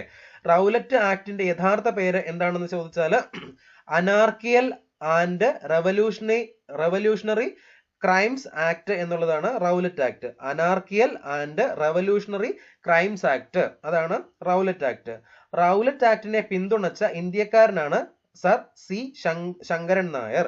റൗലറ്റ് ആക്ടിനെ പിന്തുണച്ച ഇന്ത്യക്കാരൻ സി ശങ്കരൻ നായർ. റൗലറ്റ് ആക്ടിൻ ഗാന്ധിജി റൗലറ്റ് ആക്ടിനെതിരെ സത്യാഗ്രഹ സഭ സ്ഥാപിച്ച സ്ഥലം ഏതാണെന്ന് ചോദിച്ചാൽ എവിടെയാണ്? ബോംബെയിലാണ്. ഗാന്ധിജി റൗലറ്റ് ആക്ടിനെതിരെ സത്യാഗ്രഹ സഭ സ്ഥാപിച്ച സ്ഥലം ബോംബെയാണ്. എവിടെയാണ്? ബോംബെയാണ്. 39ാമത്തെ ചോദ്യം. വിധിയുമായി ഒരു കൂടിക്കാഴ്ച ആരുടെ അവിസ്മരണീയ പ്രസംഗമായിരുന്നു എന്ന് ചോദിച്ചാൽ ആരുടെയാണ്? ജവഹർലാൽ നെഹ്റുവിന്റെ പ്രസംഗമാണ്. വിധിയുമായി ഒരു കൂടിക്കാഴ്ച എന്നത് ആരുടെ അവിസ്മരണീയ പ്രസംഗമായിരുന്നു എന്ന് ചോദിച്ചാൽ ആരുടെയാണ്? ജവഹർലാൽ നെഹ്റുവിന്റെയാണ്. 1947 ഓഗസ്റ്റ് 14 അർദ്ധരാത്രി ഇന്ത്യക്ക് സ്വാതന്ത്ര്യം ലഭിച്ചതിന്റെ ഭാഗമായി ഇന്ത്യയുടെ പ്രഥമ പ്രധാനമന്ത്രി ജവഹർലാൽ നെഹ്റു ഭരണഘടനാ നിർമ്മാണ സഭയിൽ ഇംഗ്ലീഷിൽ നടത്തിയ പ്രസംഗമാണ് എന്താണ് ട്രസ്റ്റ് വിത്ത് ഡെസ്റ്റിനി എന്ന പേരിൽ അറിയപ്പെടുന്നത്. ട്രസ്റ്റ് ദ ഡെസ്റ്റിനി എന്ന പേരിൽ അറിയപ്പെടുന്നത്, അല്ലെങ്കിൽ വിധിയുമായി ഒരു കൂടിക്കാഴ്ച അല്ലെ. 1936 നെഹ്റു പ്രസിദ്ധീകരിച്ച തന്റെ ആത്മകഥയായ ആത്മകഥ മലയാളത്തിലേക്ക് തർജ്ജമ ചെയ്തത് CH കുഞ്ഞപ്പയാണ്. CH കുഞ്ഞപ്പ. തീവ്രമായ തദ്ദേശീയവാദം ഇന്ത്യയുടെ ഐക്യത്തിനും അഖണ്ഡതയ്ക്കും എതിരാണ് എന്ന് അഭിപ്രായപ്പെട്ടത് ജവഹർലാൽ നെഹ്റു ആണ്. തീവ്രമായ തദ്ദേശീയവാദം ഇന്ത്യയുടെ ഐക്യത്തിനും അഖണ്ഡതയ്ക്കും എതിരാണ് എന്ന് അഭിപ്രായപ്പെട്ടത് ആരാണ്? ജവഹർലാൽ നെഹ്റു ആണ്. 40ാമത്തെ ചോദ്യമാണ്, ജാലിയൻ വാലാബാഗ് കൂട്ടക്കൊലയ്ക്ക് നേതൃത്വം കൊടുത്ത മൈക്കൽ ഒ ഡയറിനെ വധിച്ച് വധശിക്ഷ ഏറ്റുവാങ്ങിയ സ്വാതന്ത്ര്യ സമര പോരാളി ആരായിരുന്നു എന്ന് ചോദിച്ചാൽ ആരാണ്? ഉദ്ധം സിംഗ് ആണ്. ആരാണ്? ഉദ്ധം സിംഗ്. ജാലിയൻ വാലാബാഗ് കൂട്ടക്കൊലയ്ക്ക് നേതൃത്വം കൊടുത്ത മൈക്കൽ ഒ ഡയറിനെ വധിച്ച് വധശിക്ഷ ഏറ്റുവാങ്ങിയ സ്വാതന്ത്ര്യ സമര പോരാളി ആരായിരുന്നു? ഉദ്ധം സിംഗ് ആയിരുന്നു. ആരാണ്? ഉദ്ധം സിംഗ് അല്ലെ. ജാലിയൻ വാലാബാഗ് കൂട്ടക്കൊലയെ കുറിച്ച് അന്വേഷിക്കാൻ INC നിയോഗിച്ച കമ്മിറ്റിയുടെ തലവൻ ആരാണെന്ന് ചോദിച്ചാൽ അബ്ബാസ് തിയാബ്ജി ആണ്. ആരാണ്? അബ്ബാസ് തിയാബ്ജി. CF ആൻഡ്രൂസ് ജാലിയൻ വാലാബാഗ് സന്ദർശിച്ച ശേഷം മഹാദേവ ദേശായിക്ക് എഴുതിയ കത്തിൽ ഈ കൂട്ടക്കൊലയെ കശാപ്പ് എന്നാണ് വിശേഷിപ്പിച്ചത്. എന്താണ്? CF ആൻഡ്രൂസ് ജാലിയൻ വാലാബാഗ് സന്ദർശിച്ച ശേഷം മഹാദേവ ദേശായിക്ക് എഴുതിയ കത്തിൽ എന്താണ് ജാലിയൻ വാലാബാഗ് കൂട്ടക്കൊലയെ കശാപ്പ് എന്നാണ് വിശേഷിപ്പിച്ചത്. എന്താണ്? കശാപ്പ് എന്ന് വിശേഷിപ്പിച്ചു. അടുത്ത ചോദ്യം, യക്ഷഗാനം. യക്ഷഗാനം എന്ന കലാരൂപം ഏറ്റവും കൂടുതൽ പ്രചാരത്തിലുള്ള കേരളത്തിലെ ജില്ല ഏതാണെന്ന് ചോദിച്ചാൽ നമുക്കറിയാം, യക്ഷഗാനം ഏറ്റവും കൂടുതൽ പ്രചാരത്തിലുള്ള ജില്ല കാസർഗോഡ് ജില്ലയാണ് അല്ലെ. ബയലാട്ടം. ബയലാട്ടം എന്ന പേരിൽ അറിയപ്പെടുന്ന കലാരൂപമാണ് യക്ഷഗാനം. ബയലാട്ടം എന്നറിയപ്പെടുന്ന കലാരൂപമാണ് യക്ഷഗാനം. പൂരക്കളികളും കോൽക്കളിയും യക്ഷഗാനവും ഒരുപോലെ പ്രചാരത്തിലുള്ള ജില്ലയാണ് ഏത്? കാസർഗോഡ്. പൂരക്കളികളും കോൽക്കളിയും യക്ഷഗാനവും ഒരുപോലെ പ്രചാരത്തിലുള്ള കേരളത്തിലെ ജില്ലയാണ് ഏത്? കാസർഗോഡ് ജില്ല. ഓക്കെ അല്ലേ. 42ാമത്തെ ചോദ്യം, സൈലന്റ് വാലി ദേശീയോദ്യാനം സ്ഥിതി ചെയ്യുന്ന ജില്ല. സൈലന്റ് വാലി ദേശീയോദ്യാനം സ്ഥിതി ചെയ്യുന്ന ജില്ല ഏതാണ്? പാലക്കാട് ജില്ലയാണ്. ഏതാണ്? പാലക്കാട് ജില്ലയാണ്. സൈലന്റ് വാലി ദേശീയോദ്യാനത്തിന്റെ വിസ്തീർണം 89.52 ചതുരശ്ര കിലോമീറ്റർ. 89.52 ചതുരശ്ര കിലോമീറ്റർ ആണ് ഏതാണ് നമ്മുടെ സൈലന്റ് വാലിയുടെ വിസ്തീർണം എന്ന് പറയുന്നത്. സൈലന്റ് വാലിയോട് ചേർന്ന് സ്ഥിതി ചെയ്യുന്ന തമിഴ്നാട്ടിലെ ദേശീയോദ്യാനം ഏതാണെന്ന് ചോദിച്ചാൽ മുകുർത്തി ദേശീയോദ്യാനമാണ്. സൈലന്റ് വാലിയോട് ചേർന്ന് സ്ഥിതി ചെയ്യുന്ന തമിഴ്നാട്ടിലെ ദേശീയോദ്യാനമാണ് മുകുർത്തി ദേശീയോദ്യാനം. ഏതാണ്? മുകുർത്തി ദേശീയോദ്യാനം. 43ാമത്തെ ചോദ്യമാണ്, കേരളത്തിലെ ഏറ്റവും വലിയ കായൽ. കേരളത്തിലെ ഏറ്റവും വലിയ കായൽ ഏതാണെന്ന് ചോദിച്ചാൽ വലുത് വേമ്പനാട്ട് കായലാണ്. കേരളത്തിലെ ഏറ്റവും വലിയ കായൽ വേമ്പനാട്ട് കായലാണ്. കടമക്കുടി, പെരുമ്പളം എന്നീ ദ്വീപുകൾ സ്ഥിതി ചെയ്യുന്നത് വേമ്പനാട്ട് കായലിലാണ്. കടമക്കുടി, പെരുമ്പളം എന്നീ ദ്വീപുകൾ സ്ഥിതി ചെയ്യുന്നത് വേമ്പനാട്ട് കായലിലാണ് എന്നുള്ള കാര്യം ഒന്ന് മനസ്സിലാക്കുക. 44ാമത്തെ ചോദ്യം നോക്കിക്കേ, താഴെ കൊടുത്തവയിൽ നിന്നും കിഴക്കോട്ടൊഴുകുന്ന കേരളത്തിലെ നദി. കിഴക്കോട്ടൊഴുകുന്ന കേരളത്തിലെ നദി ഏതാണെന്ന് കണ്ടെത്തുക. ഉത്തരം ഏതാ? ഭവാനി, പാമ്പാർ. ഭവാനി നമുക്കറിയാമല്ലോ അല്ലെ. കബനി, ഭവാനി, പാമ്പാറ. അപ്പൊ ഇതിനകത്ത് പാമ്പാറാണ് ഉത്തരം. ഏതാണ്? പാമ്പാറാണ് ഉത്തരം അല്ലെ. സ്ത്രീകളുടെ ശബരിമല എന്നറിയപ്പെടുന്ന ആറ്റുകാൽ ക്ഷേത്രം സ്ഥിതി ചെയ്യുന്ന നദീതീരം ഏതാണ് എന്ന് ചോദിച്ചാൽ കിള്ളിയാറാണ്. ഏതാണ്? കിള്ളിയാറാണ്. സ്ത്രീകളുടെ ശബരിമല എന്നറിയപ്പെടുന്ന ആറ്റുകാൽ ക്ഷേത്രം സ്ഥിതി ചെയ്യുന്ന നദീതീരം കിള്ളിയാർ നദീതീരമാണ്. കോലത്ത് നാട്ടിനും തുളുനാട്ടിനും ഇടയിൽ പരമ്പരാഗത അതിരായി കണക്കാക്കിയിരുന്ന പുഴയാണ് ചന്ദ്രഗിരി പുഴ. കോലത്ത് നാട്ടിനും തുളുനാട്ടിനും ഇടയിൽ പരമ്പരാഗത അതിരായിട്ട് കണക്കാക്കിയിരുന്ന പുഴയാണ് ഏത്? ചന്ദ്രഗിരി പുഴ. ഏതാണ്? ചന്ദ്രഗിരി പുഴ. 45 കേരളത്തിലെ ഏറ്റവും വലിയ ജലവൈദ്യുത പദ്ധതി. കേരളത്തിലെ ഏറ്റവും വലിയ ജലവൈദ്യുത പദ്ധതി എന്ന് പറയുന്നത് ഏതാണ്? ഇടുക്കി ജലവൈദ്യുത പദ്ധതിയാണ്. കാനഡയുടെ സഹായത്തോടെ നിർമ്മിക്കപ്പെട്ട ഇടുക്കി ജലവൈദ്യുത പദ്ധതി 1976 ഫെബ്രുവരി 12 കമ്മീഷൻ ചെയ്ത ഇന്ത്യൻ പ്രധാനമന്ത്രി ഇന്ദിരാഗാന്ധിയാണ്. 1976 ഫെബ്രുവരി 12 കമ്മീഷൻ ചെയ്ത ഇന്ത്യൻ പ്രധാനമന്ത്രി ഏതാ? ഇടുക്കി ജലവൈദ്യുത പദ്ധതി കമ്മീഷൻ ചെയ്ത ഇന്ത്യൻ പ്രധാനമന്ത്രി ഇന്ദിരാഗാന്ധിയാണ്. ഓക്കെ. കേരളത്തിലെ ആദ്യ ജലവൈദ്യുത പദ്ധതിയാണ് പള്ളിവാസൽ ജലവൈദ്യുത പദ്ധതി. കേരളത്തിലെ ആദ്യ ജലവൈദ്യുത പദ്ധതി പള്ളിവാസൽ ജലവൈദ്യുത പദ്ധതിയാണ്. ഓക്കെ അല്ലേ. കേരളത്തിലെ രണ്ടാമത്തെ ജലവൈദ്യുത പദ്ധതി ഏതാണ്? ചെങ്കുളം ജലവൈദ്യുത പദ്ധതിയാണ്. ഏതാണ്? ചെങ്കുളം ജലവൈദ്യുത പദ്ധതിയാണ്. മനസ്സിലായല്ലോ? ക്ലിയർ ആണ്? 46. കേരളത്തിന്റെ ഔദ്യോഗിക പക്ഷി ഏതാണെന്ന് ചോദിച്ചാൽ നമുക്കറിയാം മലമുഴക്കി വേഴാമ്പലാണ്. മലമുഴക്കി വേഴാമ്പലാണ് കേരളത്തിന്റെ ഔദ്യോഗിക പക്ഷി എന്ന് അറിയപ്പെടുന്നത് അല്ലെ. കേരളത്തിന്റെ ഔദ്യോഗിക തവളയായി തിരഞ്ഞെടുക്കാൻ സംസ്ഥാന വന്യജീവി ഉപദേശക ബോർഡ് നിർദ്ദേശിച്ചത് ഏത് തവളയാ? പർപ്പിൾ ഫ്രോഗ് അല്ലെങ്കിൽ പാതാള തവളയെയാണ് നിർദ്ദേശിച്ചത്. പാതാള തവള. ക്ലിയർ അല്ലേ? 47ാമത്തെ ചോദ്യമാണ് പ്രാചീന തമിഴകത്തിലെ തിണകളിൽ ഒന്നായ നെയ്തൽ ഏതാണ്? നെയ്തൽ ഏതു തരത്തിലുള്ള ഭൂവിഭാഗമാണെന്ന് ചോദിച്ചാൽ നെയ്തൽ എന്ന് പറയുന്നത് ഏതു തരത്തിലുള്ള ഭൂവിഭാഗമാണ്? തീരപ്രദേശമാണ്. ഏതാണ്? തീരപ്രദേശം. നെയ്തൽ തീരപ്രദേശം. കേരളത്തിന്റെ ആകെ ഭൂവിസ്തൃതിയുടെ 10% തീരപ്രദേശം. കേരളത്തിന്റെ ആകെ ഭൂവിസ്തൃതിയുടെ 10% തീരപ്രദേശം. അറബിക്കടലുമായി അതിർത്തി പങ്കിടുന്ന കേരളത്തിന്റെ പടിഞ്ഞാറൻ ഭാഗമാണ് കേരളത്തിന്റെ തീര സമതലം എന്ന് അറിയപ്പെടുന്നത്. അറബിക്കടലുമായി അതിർത്തി പങ്കിടുന്ന കേരളത്തിന്റെ പടിഞ്ഞാറൻ ഭാഗമാണ് കേരളത്തിന്റെ തീര സമതലം എന്ന് അറിയപ്പെടുന്നത്. ഓക്കെ അല്ലേ? 48. കൊടുങ്ങരപ്പള്ളം പുഴ ഏത് പ്രദേശവുമായി ബന്ധപ്പെട്ടിരിക്കുന്നു എന്ന് ചോദിച്ചാൽ കൊടുങ്ങരപ്പള്ളം പുഴ ഏത് പ്രദേശവുമായിട്ട് ബന്ധപ്പെട്ടിരിക്കുന്നു എന്ന് ചോദിച്ചാൽ അട്ടപ്പാടി. ഏതാണ്? അട്ടപ്പാടി. ഓക്കെ അല്ലേ? കൊടുങ്ങരപ്പള്ളം പുഴ തമിഴ്നാട് അതിർത്തിയിലെ പെരുമാൾമുടിയിൽ നിന്ന് ഉത്ഭവിച്ച് ഭവാനിപ്പുഴയിലാണ് എത്തിച്ചേരുന്നത്. ഏതാണ്? അട്ടപ്പാടിയില് കൊടുങ്ങരപ്പള്ളം പുഴ. ഓക്കെ അല്ലേ? 49ാമത്തെ ചോദ്യമാണ് കേരളത്തിലെ ഏറ്റവും ചെറിയ ജില്ല. കേരളത്തിലെ ഏറ്റവും ചെറിയ ജില്ല ഏതാണെന്ന് അറിയാമല്ലോ? ആലപ്പുഴ. ഏതാണ്? ആലപ്പുഴയാണ്. ഓക്കെ അല്ലേ? വലിയ ജില്ല എന്ന് പറയുന്നത് ഇടുക്കിയാണ് എന്നുള്ള കാര്യം നമുക്കറിയാമല്ലോ. ഓക്കെ. ആലപ്പുഴ. കേരളത്തിലെ ഏറ്റവും കൂടുതൽ കുടിൽ വ്യവസായങ്ങളുള്ള ജില്ലയാണ് ആലപ്പുഴ. കേരളത്തിലെ ഏറ്റവും കൂടുതൽ കുടിൽ വ്യവസായങ്ങളുള്ള ജില്ല ആലപ്പുഴ. പരീക്ഷണാടിസ്ഥാനത്തിൽ കുടുംബശ്രീ നടപ്പിലാക്കപ്പെട്ട ജില്ലയാണ് ആലപ്പുഴ. കേരളത്തിലെ ആദ്യ സമഗ്ര ഗാന്ധി മ്യൂസിയം നിലവിൽ വരുന്ന ജില്ലയാണ് ആലപ്പുഴ. ഏതാണ്? Alappuzha. United Nations Environment Programme ഖരമാലിന്യ സംസ്കരണത്തിൽ മാതൃകാ നഗരമായി തിരഞ്ഞെടുക്കപ്പെട്ട കേരളത്തിലെ നഗരമാണ് ഏതാണ്? ആലപ്പുഴ നഗരം. ഏതാണ്? ആലപ്പുഴ നഗരം. 50ാമത്തെ ചോദ്യം ഭാരത സർക്കാരിന്റെ ദ്രോണാചാര്യ പുരസ്കാരം നേടിയ ആദ്യ മലയാളി ആരാണെന്ന് ചോദിച്ചാൽ ആരാണ്? OM നമ്പ്യാരാണ്. ആരാണ്? OM നമ്പ്യാർ. 2021 പത്മശ്രീ അവാർഡ് നേടിയ മലയാളി കായിക പരിശീലകനാണ് ആര്? OM നമ്പ്യാർ. ആരാണ്? OM നമ്പ്യാർ. 2021 പത്മശ്രീ അവാർഡ് നേടിയ മലയാളി കായിക പരിശീലകനാണ് OM നമ്പ്യാർ. ഓക്കെ. 51ാമത്തെ ചോദ്യമാണ് ആത്മോപദേശ ശതകത്തിന്റെ കർത്താവ്. ആത്മോപദേശ ശതകത്തിന്റെ കർത്താവ് ആരാണെന്ന് ചോദിച്ചാൽ ആരാണ്? ശ്രീനാരായണ ഗുരു. ആരാണ്? ശ്രീനാരായണ ഗുരു. മനുഷ്യരുടെ വേഷം, ഭാഷ, മതം എന്നിവ വ്യത്യസ്തമായാലും അവരുടെ ജാതി ഒന്നായതുകൊണ്ട് അന്യോന്യം വിവാഹവും പന്തിഭോജനവും ചെയ്യുന്നതിന് യാതൊരു ദോഷവുമില്ല എന്ന് പറഞ്ഞ നവോത്ഥാന നായകനാണ് ആര്? ശ്രീനാരായണ ഗുരു. മനുഷ്യത്വമാണ് മനുഷ്യന്റെ ജാതി എന്ന് പറഞ്ഞ നവോത്ഥാന നായകനാണ് ആര്? ശ്രീനാരായണ ഗുരു. മനുഷ്യത്വമാണ് മനുഷ്യന്റെ ജാതി എന്ന് പറഞ്ഞ നവോത്ഥാന നായകനാണ് ശ്രീനാരായണ ഗുരു. ക്ലിയർ അല്ലേ?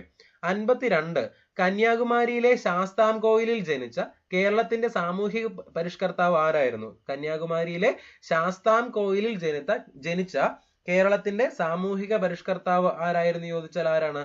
വൈകുണ്ഠസ്വാമികളാണ്. ആരാണ്? വൈകുണ്ഠസ്വാമികൾ. ആരാണ്? വൈകുണ്ഠസ്വാമികൾ. ഓക്കെ അല്ലേ? ഓക്കെ. ദെൻ കുട്ടിക്കാലത്ത് വൈകുണ്ഠസ്വാമികളെ സ്വാധീനിച്ച ഗ്രന്ഥം ഏതാണെന്ന് ചോദിച്ചാൽ തിരുക്കുറലാണ്. ഏതാണ്? തിരുക്കുറൽ. ധർമ്മം പിന്തുടരാൻ അണികൾക്ക് നിർദ്ദേശം നൽകിയതും അന്നദാനമാണ് ഏറ്റവും വലിയ ധർമ്മം എന്നും പറഞ്ഞ നവോത്ഥാന നായകനാണ് ആര്? വൈകുണ്ഠസ്വാമികൾ. ധർമ്മം പിന്തുടരാൻ അണികൾക്ക് നിർദ്ദേശം നൽകിയതും അന്നദാനമാണ് ഏറ്റവും വലിയ ധർമ്മം എന്നും പറഞ്ഞ നവോത്ഥാന നായകനാണ് ആര്? വൈകുണ്ഠസ്വാമികൾ. മനസ്സിലാക്കുക. ഓക്കെ അല്ലേ? അടുത്ത ചോദ്യം 53 ആത്മവിദ്യാസംഘം സ്ഥാപിച്ചത്. ആത്മവിദ്യാസംഘം സ്ഥാപിച്ചത് ആരാണ്? വാഗ്ഭടാനന്ദനാണ്. ആത്മവിദ്യാസംഘം സ്ഥാപിച്ചത് വാഗ്ഭടാനന്ദനാണ്. ആത്മവിദ്യാസംഘത്തിന്റെ മാനിഫെസ്റ്റോ ആണ് ആത്മവിദ്യ. ആത്മവിദ്യാസംഘത്തിന്റെ മാനിഫെസ്റ്റോ എന്നറിയപ്പെടുന്ന കൃതിയാണ് ആത്മവിദ്യ. ഓക്കെ. കേരളത്തിൽ വാഗ്ഭടാനന്ദ പാർക്ക് സ്ഥാപിതമായത് കോഴിക്കോട് ജില്ലയിലെ വടകരയിലാണ്. കേരളത്തിൽ വാഗ്ഭടാനന്ദ പാർക്ക് സ്ഥാപിതമായത് കോഴിക്കോട് ജില്ലയിലെ വടകരയിലാണ്. കേരളത്തിലെ മതാന്ധതയ്ക്കും അനാചാരങ്ങൾക്കും എതിരെ വടകര കരക്കാട് കേന്ദ്രമാക്കി വാഗ്ഭടാനന്ദൻ ആത്മവിദ്യാസംഘം സ്ഥാപിച്ച വർഷം 1917. അപ്പൊ 1917 ആത്മവിദ്യാസംഘം സ്ഥാപിക്കുന്നത് ആരാണ്? വാഗ്ഭടാനന്ദനാണ്. എവിടെയാണ്? വടകരയിലെ കരക്കാട്. എവിടെയാണ്? വടകരയിലെ കരക്കാട്. അജ്ഞാനം, അടിമത്തം, മൃഗീയത എന്നിവ എവിടെ കണ്ടാലും എതിർക്കുക. അവയുള്ളപ്പോഴും നിങ്ങളുള്ളപ്പോഴും അടങ്ങിയിരിക്കരുത്. ഇങ്ങനെ പറഞ്ഞതും ആരാണ്? വാഗ്ഭടാനന്ദനാണ്. ഓക്കെ അല്ലേ? 54ാമത്തെ ചോദ്യം നോക്കിക്കേ. സ്വദേശാഭിമാനി പത്രത്തിന്റെ സ്ഥാപകൻ ആരായിരുന്നു? വക്കം അബ്ദുൽ ഖാദർ മൗലവി. വക്കം അബ്ദുൽ ഖാദർ മൗലവിയാണ് സ്വദേശാഭിമാനി പത്രത്തിന്റെ സ്ഥാപകൻ. Vakkom Moulavi centre for studies and research സ്ഥിതി ചെയ്യുന്നത് കോഴിക്കോടാണ്. Vakkom Moulavi centre for studies and research സ്ഥിതി ചെയ്യുന്നത് കോഴിക്കോട് ജില്ലയിലാണ്. സമ്പന്നർ പാവങ്ങൾക്ക് വിദ്യാഭ്യാസം നൽകാനുള്ള ചെലവ് വഹിക്കുകയും അവർക്ക് ഉന്നത വിദ്യാഭ്യാസം ലഭ്യമാക്കാൻ സഹായിക്കുകയും വേണം എന്ന് ആഹ്വാനം ചെയ്തതും ആരാണ്? വക്കം അബ്ദുൽ ഖാദർ മൗലവിയാണ്. ക്ലിയർ അല്ലേ? 55ാമത്തെ ചോദ്യം എന്താ? പ്രത്യക്ഷ രക്ഷാ ദൈവസഭ സ്ഥാപിച്ച സാമൂഹിക പരിഷ്കർത്താവ് ആരാണ്? പൊയ്കയിൽ കുമാരഗുരു. എന്താണ് പ്രത്യക്ഷ രക്ഷാ ദൈവസഭ? PRDS അല്ലെ? കാണുന്നില്ലോരക്ഷരവും എന്റെ വംശത്തെപ്പറ്റി കാണുന്നുണ്ടനേക വംശത്തിൻ ചരിത്രങ്ങൾ.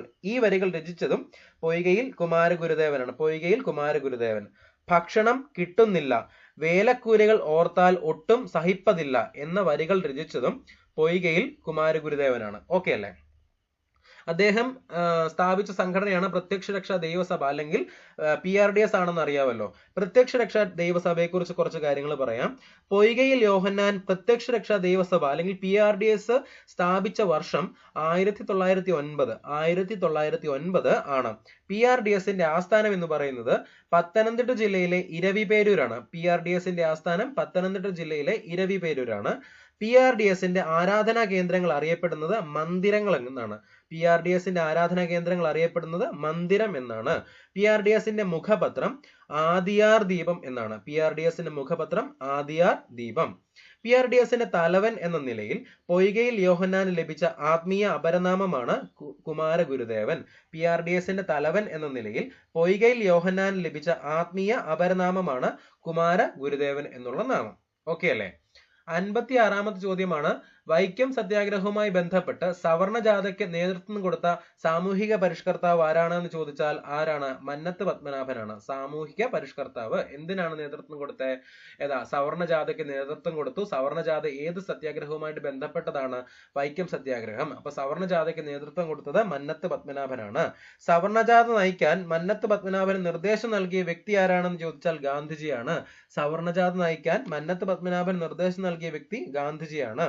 സവർണജാഥ ആരംഭിച്ച തീയതി 1924 നവംബർ 1. 1924 നവംബർ 1 സവർണജാഥ ആരംഭിച്ചത്. ഓക്കെ അല്ലേ? 57ാമത്തെ ചോദ്യം എന്താ?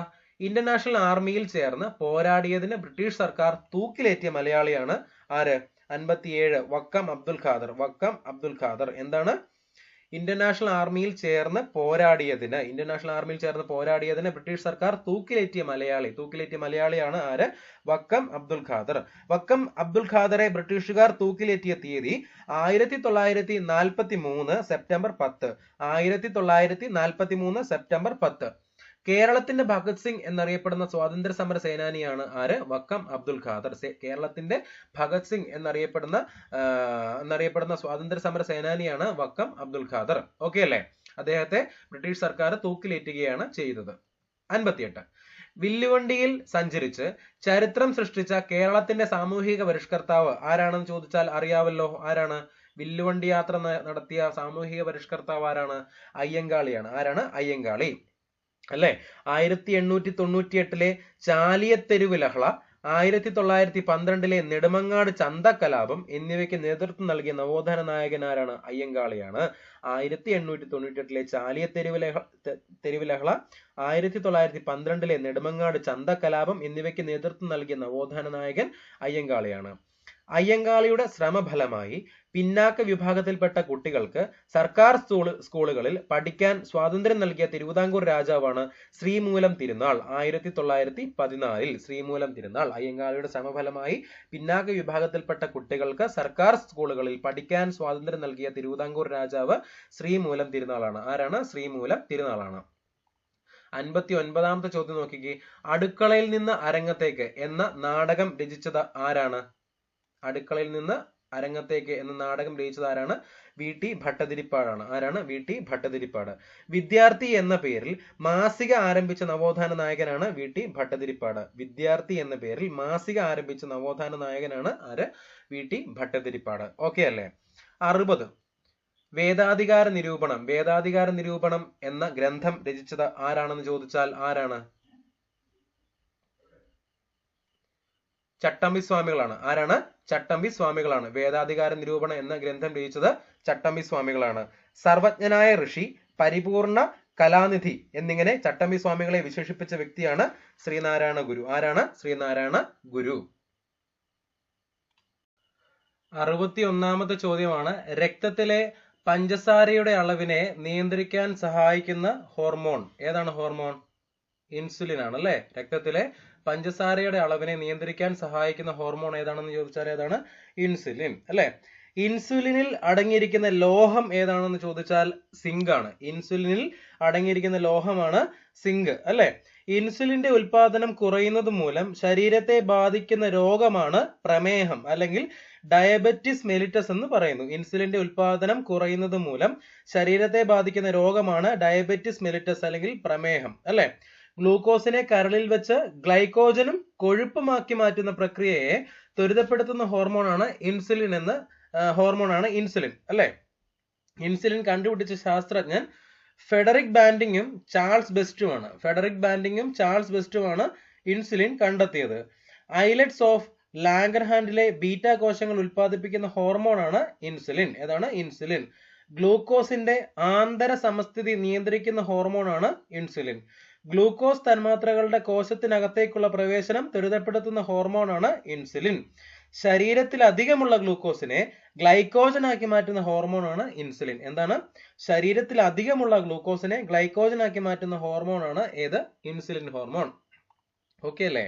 അടുത്ത ചോദ്യം 62ാമത്തെ ചോദ്യമാണ്, സാർവിക ദാതാവ്. സാർവിക ദാതാവ് എന്നറിയപ്പെടുന്ന രക്തഗ്രൂപ്പ് ഏതാണെന്ന് ചോദിച്ചാൽ ഉത്തരം O ഗ്രൂപ്പ് ആണ്. ഏതാണ്? O ഗ്രൂപ്പ് ആണ്. സാർവിക ദാതാവ് എന്നറിയപ്പെടുന്ന രക്തഗ്രൂപ്പ് O ഗ്രൂപ്പ് ആണ്. എന്നാൽ സാർവിക സ്വീകർത്താവ് എന്നറിയപ്പെടുന്ന ഗ്രൂപ്പാണ് ഏത്? AB group. സാർവിക സ്വീകർത്താവ് എന്നറിയപ്പെടുന്ന രക്തഗ്രൂപ്പാണ് AB ഗ്രൂപ്പ്. ഓക്കെ അല്ലേ? ആന്റിജൻ ഇല്ലാത്ത രക്തഗ്രൂപ്പും ഏത് തന്നെയാണ്? O ഗ്രൂപ്പാണ്. ആന്റിജൻ ഇല്ലാത്ത രക്തഗ്രൂപ്പാണ് ഏത്? O group. ചുവന്ന രക്താണുക്കളുടെ ഉപരിതലത്തിലുള്ള AB എന്നീ ആന്റിജനുകളുടെ സാന്നിധ്യമാണ് രക്തഗ്രൂപ്പുകൾക്ക് എന്താണ്? ഒരു ബേസ്മെന്റ് അല്ലെങ്കിൽ ആധാരം എന്ന് പറയുന്നത്. ഓക്കെ അല്ലേ? 63ാമത്തെ ചോദ്യമാണ്, വൈഡൽ ടെസ്റ്റ്. വൈഡൽ ടെസ്റ്റ് ഏത് രോഗവുമായി ബന്ധപ്പെട്ടതാണ്? വൈഡൽ ടെസ്റ്റ് ഏത് രോഗവുമായിട്ട് ബന്ധപ്പെട്ടതാണെന്ന് ചോദിച്ചാൽ ഉത്തരം ടൈഫോയിഡ്. വൈഡൽ ടെസ്റ്റ് ഏത് രോഗവുമായി ബന്ധപ്പെട്ടതാണ്? ടൈഫോയിഡുമായിട്ട് ബന്ധപ്പെട്ടതാണ് വൈഡൽ ടെസ്റ്റ്.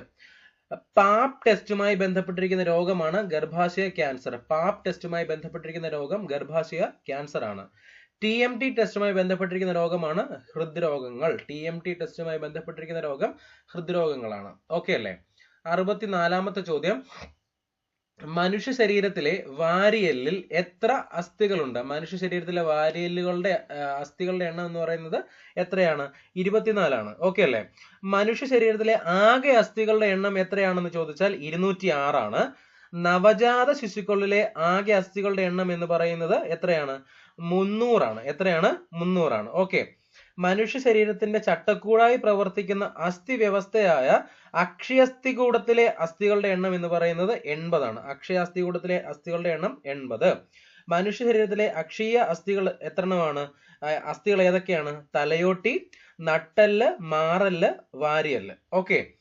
മനുഷ്യ ശരീരത്തിലെ അനുബന്ധ അസ്ഥികളുടെ എണ്ണം എന്ന് പറയുന്നത് 126 ആണ്. അനുബന്ധ അസ്ഥികളുടെ എണ്ണം എന്ന് പറയുന്നത് 106ഉം അക്ഷീയ അസ്ഥികൂടത്തിലെ അസ്ഥികളുടെ എണ്ണം എന്ന് പറയുന്നത് 80ഉം ആണ്. അങ്ങനെ മനുഷ്യ ശരീരത്തിലെ ആകെ അസ്ഥികളുടെ എണ്ണം എന്ന് പറയുന്നത് 206 ആണ് എന്നുള്ള കാര്യം അറിയാമല്ലോ.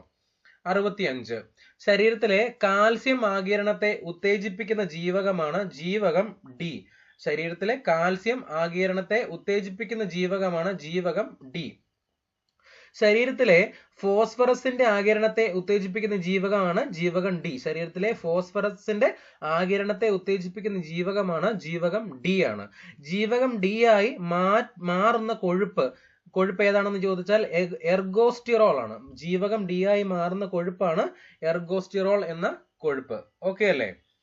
pH സ്കെയിലിൽ രേഖപ്പെടുത്തിയിട്ടിരിക്കുന്ന മൂല്യം എത്രയാണ്? pH സ്കെയിലിൽ രേഖപ്പെടുത്തിയിരിക്കുന്ന മൂല്യം എന്ന് പറയുന്നത് 0 മുതൽ 14 വരെ 0 മുതൽ 14 വരെയുള്ളതാണ് pH സ്കെയിലിൽ രേഖപ്പെടുത്തിയിരിക്കുന്ന മൂല്യം എന്ന് പറയുന്നത്. അപ്പൊ pH യുമായിട്ട് ബന്ധപ്പെട്ടൊരു ചോദ്യം നോക്കാം. 66ാമത്തെ ചോദ്യമാണ് കുടിവെള്ളമായി ഉപയോഗിക്കുന്ന വെള്ളത്തിന്റെ pH മൂല്യം. കുടിവെള്ളമായിട്ട് ഉപയോഗിക്കുന്ന വെള്ളത്തിന്റെ pH മൂല്യം എന്ന് പറയുന്നത് എത്രയാ? 6.5 മുതൽ 7.5, 6.5 to 7.5, 6.5 മുതൽ 7.5 വരെയുള്ളതാണ് മൂല്യം എന്ന് പറയുന്നത് അല്ലെ. അതായത് 7 എന്ന് പറയുന്നത് pH സ്കെയിലിലെ 0 മുതൽ 14 വരെയിൽ 7 വരെയുള്ളത് 7 എന്ന് പറയുന്നതാണ് ഏതാണ്? ന്യൂട്രൽ എന്ന് പറയുന്നത് അല്ലെ. അപ്പൊ ഇവിടെ തന്നിരിക്കുന്നതിൽ 6.5 മുതൽ 7.5 വരെയുള്ളതാണ് അല്ലെ. പ്രകൃതിയിലെ ഏറ്റവും ശുദ്ധമായ ജലമായി കണക്കാക്കുന്നത് മഴവെള്ളമാണ്. അതിന്റെ pH മൂല്യം 7 ആണ്. കുടിവെള്ളത്തിന് 6.5 മുതൽ 8.5 വരെ pH മൂല്യം ആകാമെന്നാണ് കാണുന്നത്. ഓക്കെ അല്ലെ? pH സ്കെയിലിൽ രേഖപ്പെടുത്തിയിരിക്കുന്ന മൂല്യം എന്ന് പറയുന്നത് 0 മുതൽ 14 വരെ ഉള്ളതാണ് എന്നുള്ള കാര്യം ഒന്ന് മനസ്സിലാക്കി വെക്കുക, ഓർത്തു വെക്കുക. 67ാമത്തെ ചോദ്യമാണ് വാസസ്ഥലത്തിനായി മാത്രം മറ്റ് സസ്യങ്ങളെ ആശ്രയിക്കുന്ന സസ്യങ്ങൾ ഏത് വിഭാഗത്തിൽ പെടുന്നു എന്ന് ചോദിച്ചാൽ ഏത് വിഭാഗത്തിലാണ് പെടുന്നത്? എപ്പിഫൈറ്റുകൾ. ഏതാണ്? എപ്പിഫൈറ്റുകൾ. വാസസ്ഥലത്തിനായി മാത്രം മറ്റ് സസ്യങ്ങളെ ആശ്രയിക്കുന്ന സസ്യങ്ങൾ ഏത് വിഭാഗത്തിൽ പെടുന്നു എന്ന് ചോദിച്ചാൽ എപ്പിഫൈറ്റുകൾ എന്ന വിഭാഗത്തിൽ പെടുന്നു. പൂർണ്ണമായും സൂര്യപ്രകാശത്തിൽ വളരുന്ന സസ്യങ്ങൾ അറിയപ്പെടുന്ന പേരാണ് ഹീലിയോഫൈറ്റുകൾ. പൂർണ്ണമായും സൂര്യപ്രകാശത്തിൽ വളരുന്ന സസ്യങ്ങൾ അറിയപ്പെടുന്നത് ഹീലിയോഫൈറ്റുകൾ എന്നാണ്. ഹീലിയോഫൈറ്റുകൾ എന്നാണ്.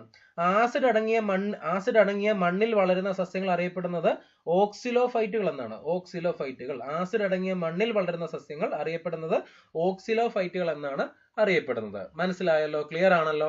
68ാമത്തെ ചോദ്യം നോക്കിക്കേ.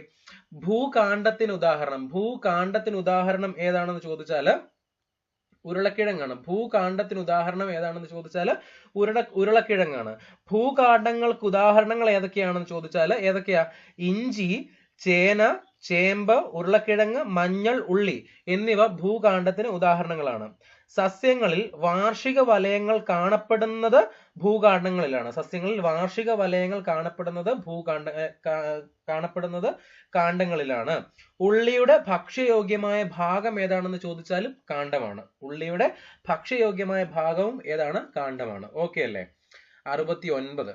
പയറുവർഗത്തിൽ ഉൾപ്പെടാത്ത വിത്തിനം. താഴെ തന്നിരിക്കുന്നതിൽ പയറുവർഗത്തിൽ ഉൾപ്പെടാത്ത വിത്തിനം ഏതാണെന്ന് പറഞ്ഞാല് ഏതാണ്? ഹരിത, ജ്യോതിക, ലോല, മാലിക. ഇതില് ഹരിത എന്നുള്ളത് പയറുവർഗത്തിൽ ഉൾപ്പെടാത്ത വിത്തിനമാണ്. ഹരിത എന്നുള്ളത് വഴുതനയാണ്. അത്യുൽപാദന ശേഷിയുള്ള വഴുതനയാണ് ഏത്? ഹരിത എന്ന് പറയുന്നത്. അത്യുൽപാദന ശേഷിയുള്ള പയർവർഗ്ഗങ്ങൾ ഏതൊക്കെയാണെന്ന് നോക്കാം. 1 ശാരിക, 2 മല്ലിക, മാലിക, വൈജയന്തി, ജ്യോതിക, ലോല. ഇതെല്ലാം അത്യുൽപാദന ശേഷിയുള്ള പയർവർഗ്ഗങ്ങളാണ്. ഏതാണ്? അത്യുൽപാദന ശേഷിയുള്ള പയർവർഗ്ഗങ്ങളാണ്. ഓക്കെ അല്ലേ? 70 ചന്ദ്രശങ്കര എന്ന സങ്കരയിനം തെങ്ങ് ഏത് ഇനങ്ങളിൽ നിന്നാണ് വികസിപ്പിച്ചെടുത്തത് എന്ന് ചോദിച്ചാല് ഏതാ?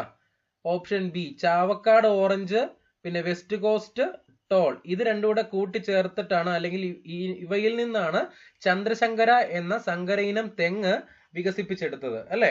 ചന്ദ്രശങ്കര എന്ന് പറയുന്ന ഒരു തെങ്ങാണ്. അത് വികസിപ്പിച്ചെടുത്തത് Chavakkad orange, west coast tall എന്നീ ഇനങ്ങളിൽ നിന്നാണ് എന്നുള്ള കാര്യം ഓർത്തു വെക്കുക. ഓക്കെ അല്ലേ? പിന്നെ 71ാമത്തെ ചോദ്യമാണ് താഴെ തന്നിരിക്കുന്ന ജോഡികളിൽ ഐസോടോപ്പുകൾ ഏതെല്ലാം എന്നുള്ളതാണ് ചോദ്യം. ഐസോടോപ്പ് അല്ലെ. ഐസോടോപ്പ് ഏതെന്ന് നോക്കാം. നമുക്ക് നോക്കിക്കേ. ഇവിടെ 2 6 ഉണ്ട്, ഇവിടെയും 1 1 ഉണ്ട് അല്ലെ. അപ്പം ആറ്റോമിക് നമ്പർ 1 ആയ ഇത് രണ്ടുമാണ് ഏതാണ് ഐസോടോപ്പുകൾ എന്ന് പറയുന്നത്. 2ഉം 4ഉം വരുന്നത്. ഇത് ഇവിടെ 1 2ഉം ഇവിടെ 1 2ഉം അല്ലെ. എപ്പോഴും ഐസോടോപ്പുകളുടെ പ്രത്യേകത ആറ്റോമിക് നമ്പർ സെയിം ആയിരിക്കും അല്ലെ. അന്നപ്പം ഉത്തരം എന്ന് പറയുന്നത് ബി ആണ്. 2ഉം 4ഉം എന്നിവ 2ഉം 4ഉം ആണ് ഉത്തരമായിട്ട് വരുന്നത് അല്ലെ. ഹൈഡ്രജന്റെ ഐസോടോപ്പുകൾ ഏതൊക്കെയാണെന്ന് ചോദിച്ചാല് പ്രോട്ടിയം, ഡ്യൂട്ടീരിയം, ട്രിഷിയം ആണ്. ഹൈഡ്രജന്റെ ഐസോടോപ്പുകൾ പ്രോട്ടിയം, ഡ്യൂട്ടീരിയം, ട്രിഷിയം. കാർബണിന്റെ ഐസോടോപ്പുകൾ ഏതൊക്കെയാണെന്ന് ചോദിച്ചാല് carbon 12, carbon 13, carbon 14. Carbon 12, carbon 13, carbon 14 എന്നിവയാണ് കാർബണിന്റെ ഐസോടോപ്പുകളായിട്ട് പറയുന്നത്. ഓക്കെ അല്ലേ? 72ാമത്തെ ചോദ്യം ബേക്കലൈറ്റ് സോറി ബോക്സൈറ്റ് എന്നത് ഏത് ലോഹത്തിന്റെ അയിരാണ്? ബോക്സൈറ്റ് എന്നുള്ളത് ഏത് ലോഹത്തിന്റെ അയിരാണെന്ന് ചോദിച്ചാൽ നമുക്കറിയാം ബോക്സൈറ്റ് എന്നുള്ളത് അലുമിനിയത്തിന്റെ അയിരാണ് അല്ലെ. ലോഹത്തെ അതിന്റെ അയിരിൽ നിന്ന് വേർതിരിക്കാൻ ഉപയോഗിക്കുന്ന ശാസ്ത്രീയവും സാങ്കേതികവുമായ പ്രക്രിയയ്ക്ക് നമ്മൾ പറയുന്ന പേരാണ് ലോഹ നിഷ്കർഷണം. എന്താണ്? ലോഹ നിഷ്കർഷണം എന്നാണ് പറയുന്നത്. ഒരു അയിരിൽ നിന്ന് ശുദ്ധലോഹം വേർതിരിക്കുന്നത് വരെയുള്ള മുഴുവൻ പ്രക്രിയകളും ചേർന്നതാണ് ലോഹ നിഷ്കർഷണം. എന്താണ്? ലോഹ നിഷ്കർഷണം. ഓക്കെ അല്ലേ? 73 മൂലകങ്ങളെ അവയുടെ ആറ്റോമിക നമ്പറിന്റെ അടിസ്ഥാനത്തിൽ ആദ്യമായി വർഗീകരണം നടത്തിയ ശാസ്ത്രജ്ഞൻ ആരാണെന്ന് ചോദിച്ചാൽ ആരാണ്? ഹെൻറി മോസ്ലി ആണ്. മൂലകങ്ങളെ ആറ്റോമിക നമ്പറിന്റെ അടിസ്ഥാനത്തിൽ ആദ്യമായി വർഗീകരണം നടത്തിയ ശാസ്ത്രജ്ഞൻ ആരാണെന്ന് ചോദിച്ചാൽ ഹെൻറി മോസ്ലി ആണ് എന്നുള്ള കാര്യം ഒന്ന് ഓർത്തു വെക്കുക. ആധുനിക ആവർത്തന പട്ടികയുടെ പിതാവ് എന്നറിയപ്പെടുന്ന ശാസ്ത്രജ്ഞനും ഹെൻറി മോസ്ലി ആണ്. ആധുനിക പീരിയോഡിക നിയമം ആവിഷ്കരിച്ച ശാസ്ത്രജ്ഞനും ഹെൻറി മോസ്ലി ആണ്. മൂലകങ്ങളുടെ രാസഗുണങ്ങളും ഭൗതിക ഗുണങ്ങളും അവയുടെ ആറ്റോമിക് നമ്പറിന്റെ ആവർത്തന ഫലമാണ് എന്ന പീരിയോഡിക് നിയമം പരിഷ്കരിച്ച ശാസ്ത്രജ്ഞനും ആരാണ്? ഹെൻറി മോസ്ലി ആണ്. പിന്നെ എക്സ്റേ ഡിഫ്രാക്ഷൻ എന്ന തന്റെ പരീക്ഷണത്തിലൂടെയാണ് മോസ്ലി മൂലകങ്ങൾക്ക് ആറ്റോമിക നമ്പർ നൽകിയത് എന്നുള്ള കാര്യം ഒന്ന് ഓർത്തിരിക്കുക. 74ാമത്തെ ചോദ്യം, ഒരു ജല തന്മാത്രയിലെ ആകെ ആറ്റങ്ങളുടെ എണ്ണം എത്രയാണെന്ന് ചോദിച്ചാൽ നമുക്കറിയാം 3 ആണ് അല്ലെ. H2O എന്ന് എഴുതുമ്പോൾ 2 ഹൈഡ്രജനും 1 ഓക്സിജനും H2O അല്ലെ. അപ്പൊ ആകെ 3 ആറ്റങ്ങളാണ് വരുന്നത് അല്ലെ. അപ്പൊ ഹൈഡ്രജൻ ഓക്സിജനിൽ കത്തുമ്പോൾ ലഭിക്കുന്ന സംയുക്തം ഏതാണെന്ന് ചോദിച്ചാലും ജലമാണ് 2H2O. ഹൈഡ്രജൻ ഓക്സിജനിൽ കത്തുമ്പോൾ ജലം ഉണ്ടാകുന്ന പ്രവർത്തനത്തിന് നമ്മൾ പറയുന്ന പേരാണ് താപമോചക പ്രവർത്തനം. ഏതാണ്? താപമോചക പ്രവർത്തനം എന്നാണ് അറിയപ്പെടുന്നത്. 75ാമത്തെ ചോദ്യമാണ് ബേക്കിംഗ് സോഡ എന്ന പദാർത്ഥത്തിന്റെ രാസസൂത്രം. ബേക്കിംഗ് സോഡ എന്ന പദാർത്ഥത്തിന്റെ രാസസൂത്രം ഏതാണെന്ന് ചോദിച്ചാൽ NaHCO3 അതാണ് ബേക്കിംഗ് സോഡ NaHCO3. ഓക്കെ അല്ലേ? നീറ്റുകക്ക എന്ന് പറയുന്നത് CaO ആണ്. CaO ആണ്. സൾഫ്യൂരിക് ആസിഡ് ആണ് H2SO4. Sulphuric acid H2SO4. Okay അല്ലേ? അടുത്ത ചോദ്യം, ഊർജത്തിന്റെ ഡൈമെൻഷണൽ സമവാക്യം, ഡൈമെൻഷണൽ ഫോർമുലയാണ് ചോദിച്ചിരിക്കുന്നത്. അപ്പൊ നമ്മളത് എഴുതി നോക്കി കണ്ടുപിടിക്കേണ്ടി വരും. ഉത്തരം എന്ന് പറയുന്നത് ഊർജമാണ് അല്ലെ. MLT² T⁻², ML²T⁻² എന്നുള്ളതാണ് ഏതാണ്? ഊർജത്തിന്റെ ഡൈമെൻഷണൽ ഫോർമുല. നമ്മളത് എഴുതിയത് കണ്ടുപിടിക്കേണ്ടതാണ് കേട്ടോ. 77ാമത്തെ ചോദ്യമാണ് ഫാരൻഹീറ്റ് താപനില സ്കെയിലിൽ ജലത്തിന്റെ തിളനില എത്രയാണെന്ന് ചോദിച്ചാൽ എത്രയാണ്? ഫാരൻഹീറ്റ് താപനില സ്കെയിലിൽ ജലത്തിന്റെ തിളനില എന്ന് പറയുന്നത് 212 ഡിഗ്രി ഫാരൻഹീറ്റ് ആണ്. 212 ഡിഗ്രി ഫാരൻഹീറ്റ് ആണ്. സെൽഷ്യസ് സ്കെയിലിൽ ജലത്തിന്റെ തിളനില എന്ന് പറയുന്നത് 100 ഡിഗ്രി സെൽഷ്യസ് ആണ്. സെൽഷ്യസ് സ്കെയിലിൽ ജലത്തിന്റെ തിളനില എന്ന് പറയുന്നത് 100 ഡിഗ്രി സെൽഷ്യസ് ആണ്. ഓക്കെ അല്ലേ? അടുത്ത ചോദ്യം 78ാമത്തെ ചോദ്യമാണ് താഴെ കൊടുത്തിരിക്കുന്നവയിൽ ഏറ്റവും കൂടുതൽ വിശിഷ്ട താപധാരതയുള്ളത് തിരഞ്ഞെടുക്കുക എന്ന് ചോദിച്ചാൽ വായു, മെർക്കുറി, ജലം, മെഥനോൾ. ഇവ തന്നിരിക്കുന്നതിൽ ഏറ്റവും കൂടുതൽ വിശിഷ്ട താപധാരതയുള്ളത് ഏതാണെന്ന് ചോദിച്ചാൽ ഏതാണ്? ജലത്തിനാണ്. ഏതാണ്? ജലത്തിനാണ്. വിശിഷ്ട താപധാരത എന്ന് പറഞ്ഞാൽ specific heat capacity. 1 kilogram mass ഉള്ള ഒരു പദാർത്ഥത്തിന്റെ താപനില 1 ഡിഗ്രി സെൽഷ്യസ് ഉയർത്തുന്നതിനാവശ്യമായ താപത്തെ വിശിഷ്ട താപധാരത എന്നാണ് പറയുന്നത്. എന്താണ് 1 കിലോഗ്രാം മാസ് ഉള്ള ഒരു പദാർത്ഥത്തിന്റെ താപനില 1 ഡിഗ്രി സെൽഷ്യസ് ഉയർത്തുന്നതിനാവശ്യമായ താപത്തെ വിശിഷ്ട താപധാരത എന്ന് പറയുന്നു. വിശിഷ്ട താപധാരതയുടെ യൂണിറ്റ് എന്ന് പറയുന്നത് ജൂൾ പെർ കിലോഗ്രാം ആണ്. വിശിഷ്ട താപധാരത ഏറ്റവും കുറഞ്ഞ പദാർത്ഥം സ്വർണമാണ്. ഏതാണ്? സ്വർണമാണ്. വിശിഷ്ട താപധാരത ഏറ്റവും കൂടുതലുള്ള മൂലകം ഹൈഡ്രജൻ ആണ്. വിശിഷ്ട താപധാരത ഏറ്റവും കൂടുതലുള്ള പദാർത്ഥം ജലമാണ്. 4200 ആണ് ജലത്തിന്റെ വിശിഷ്ട താപധാരത. എഞ്ചിനുകളിലെ റേഡിയേറ്ററുകളിൽ കൂളന്റായി ജലം ഉപയോഗിക്കാൻ കാരണം ജലത്തിന്റെ ഉയർന്ന വിശിഷ്ട താപധാരതയാണ് എന്നുള്ള കാര്യം മനസ്സിലാക്കുക. കരക്കാറ്റും കടൽക്കാറ്റും ഉണ്ടാകുന്നതിന്റെ അടിസ്ഥാനം വിശിഷ്ട താപധാരതയാണ്. അന്തരീക്ഷ താപനിലയിൽ ഉണ്ടാകുന്ന വ്യത്യാസം നമ്മുടെ ശരീരത്തെ പെട്ടെന്ന് ബാധിക്കാതിരിക്കാൻ കാരണവും ജലത്തിന്റെ വിശിഷ്ട താപധാരതയാണ്. ഓക്കെ അല്ലേ? അടുത്ത ചോദ്യം 79ാമത്തെ ചോദ്യമാണ് പ്രകൃതിയിലെ അടിസ്ഥാന ബലങ്ങളിൽ ഏറ്റവും ശക്തി കുറഞ്ഞത് ഏതാണെന്ന് ചോദിച്ചാൽ ഏതാണ്? ഗുരുത്വബലമാണ്. ഏറ്റവും ശക്തി കുറഞ്ഞ ബലം ഏതാണ്? ഗുരുത്വബലമാണ്. ഓക്കെ, ചലനവുമായി ബന്ധപ്പെട്ട ബലം ഏതാണെന്ന് ചോദിച്ചാൽ മെക്കാനിക്കൽ ബലം അല്ലെങ്കിൽ യാന്ത്രിക ബലമാണ്. ചലനവുമായിട്ട് ബന്ധപ്പെട്ട ബലം യാന്ത്രിക ബലം ആണ് എന്നുള്ള കാര്യം ഒന്ന് ഓർത്തിരിക്കുക. 80ാമത്തെ ചോദ്യം, മനുഷ്യന്റെ ശ്രവണ പരിധിയുടെ ഒരു നിരക്കാണ് തന്നിരിക്കുന്നത്. അതിനകത്ത് ഉത്തരം എന്ന് പറയുന്നത് ഏതാ? 20 ഹെർട്സ് മുതൽ 20,000 ഹെർട്സ് വരെ, 20 ഹെർട്സ് മുതൽ 20 കിലോ ഹെർട്സ് വരെയാണ് മനുഷ്യന്റെ ശ്രവണ പരിധിയുടെ നിരക്ക് എന്ന് പറയുന്നത്. 20 ഹെർട്സ് മുതൽ 20,000 ഹെർട്സ് വരെ. ഓക്കെ, ശബ്ദത്തിന്റെ പ്രത്യേകതകൾ എന്തൊക്കെയാ? ആവൃത്തി, ഉച്ചത, ആയതി, ബീറ്റ് എന്നിവയെല്ലാം ശബ്ദവുമായിട്ട് ബന്ധപ്പെട്ട പ്രത്യേകതകളാണ് അല്ലെ, ഫീച്ചേഴ്സ് ഓഫ് സൗണ്ട് അല്ലെ. അപ്പൊ ഇത്രയും കാര്യങ്ങള് നമ്മുടെ ഈ ഒരു ക്വസ്റ്റ്യൻ പേപ്പറിനകത്ത് 80 ചോദ്യങ്ങൾ നമ്മൾ ഡിസ്കസ് ചെയ്തു. 2022 നടന്ന 10th പ്രിലിംസിന്റെ പ്രാഥമിക പരീക്ഷയിലെ 4ാമത്തെ സ്റ്റേജിൽ നടന്ന 80 ചോദ്യങ്ങളും അതിന്റെ അനുബന്ധ വസ്തുതകളും നമ്മൾ ഡിസ്കസ് ചെയ്തു. ഓക്കെ അല്ലേ? അപ്പം അടുത്ത ദിവസം നമ്മൾ വേറൊരു ഇതിന്റെ ബാക്കി 5ാമത്തെ ക്വസ്റ്റ്യൻ പേപ്പറും 6ാമത്തെ ക്വസ്റ്റ്യൻ പേപ്പറും തുടർന്ന് 6ാമത്തെ ക്വസ്റ്റ്യൻ പേപ്പറും വരും. അതിനുശേഷം നമ്മൾ ടോപ്പിക് വൈസ് ഓരോ ക്ലാസ്സുകളും സ്റ്റാർട്ട് ചെയ്യുന്നതാണ്. പിന്നെ ഷോർട്ട് വീഡിയോസ് ഒക്കെ ആയിട്ട് നമുക്ക് ഈ ചാനൽ നമുക്ക് മുന്നോട്ട് കൊണ്ടുപോകണം. അടുത്ത ക്ലാസ്സിൽ കാണാം. ബൈ.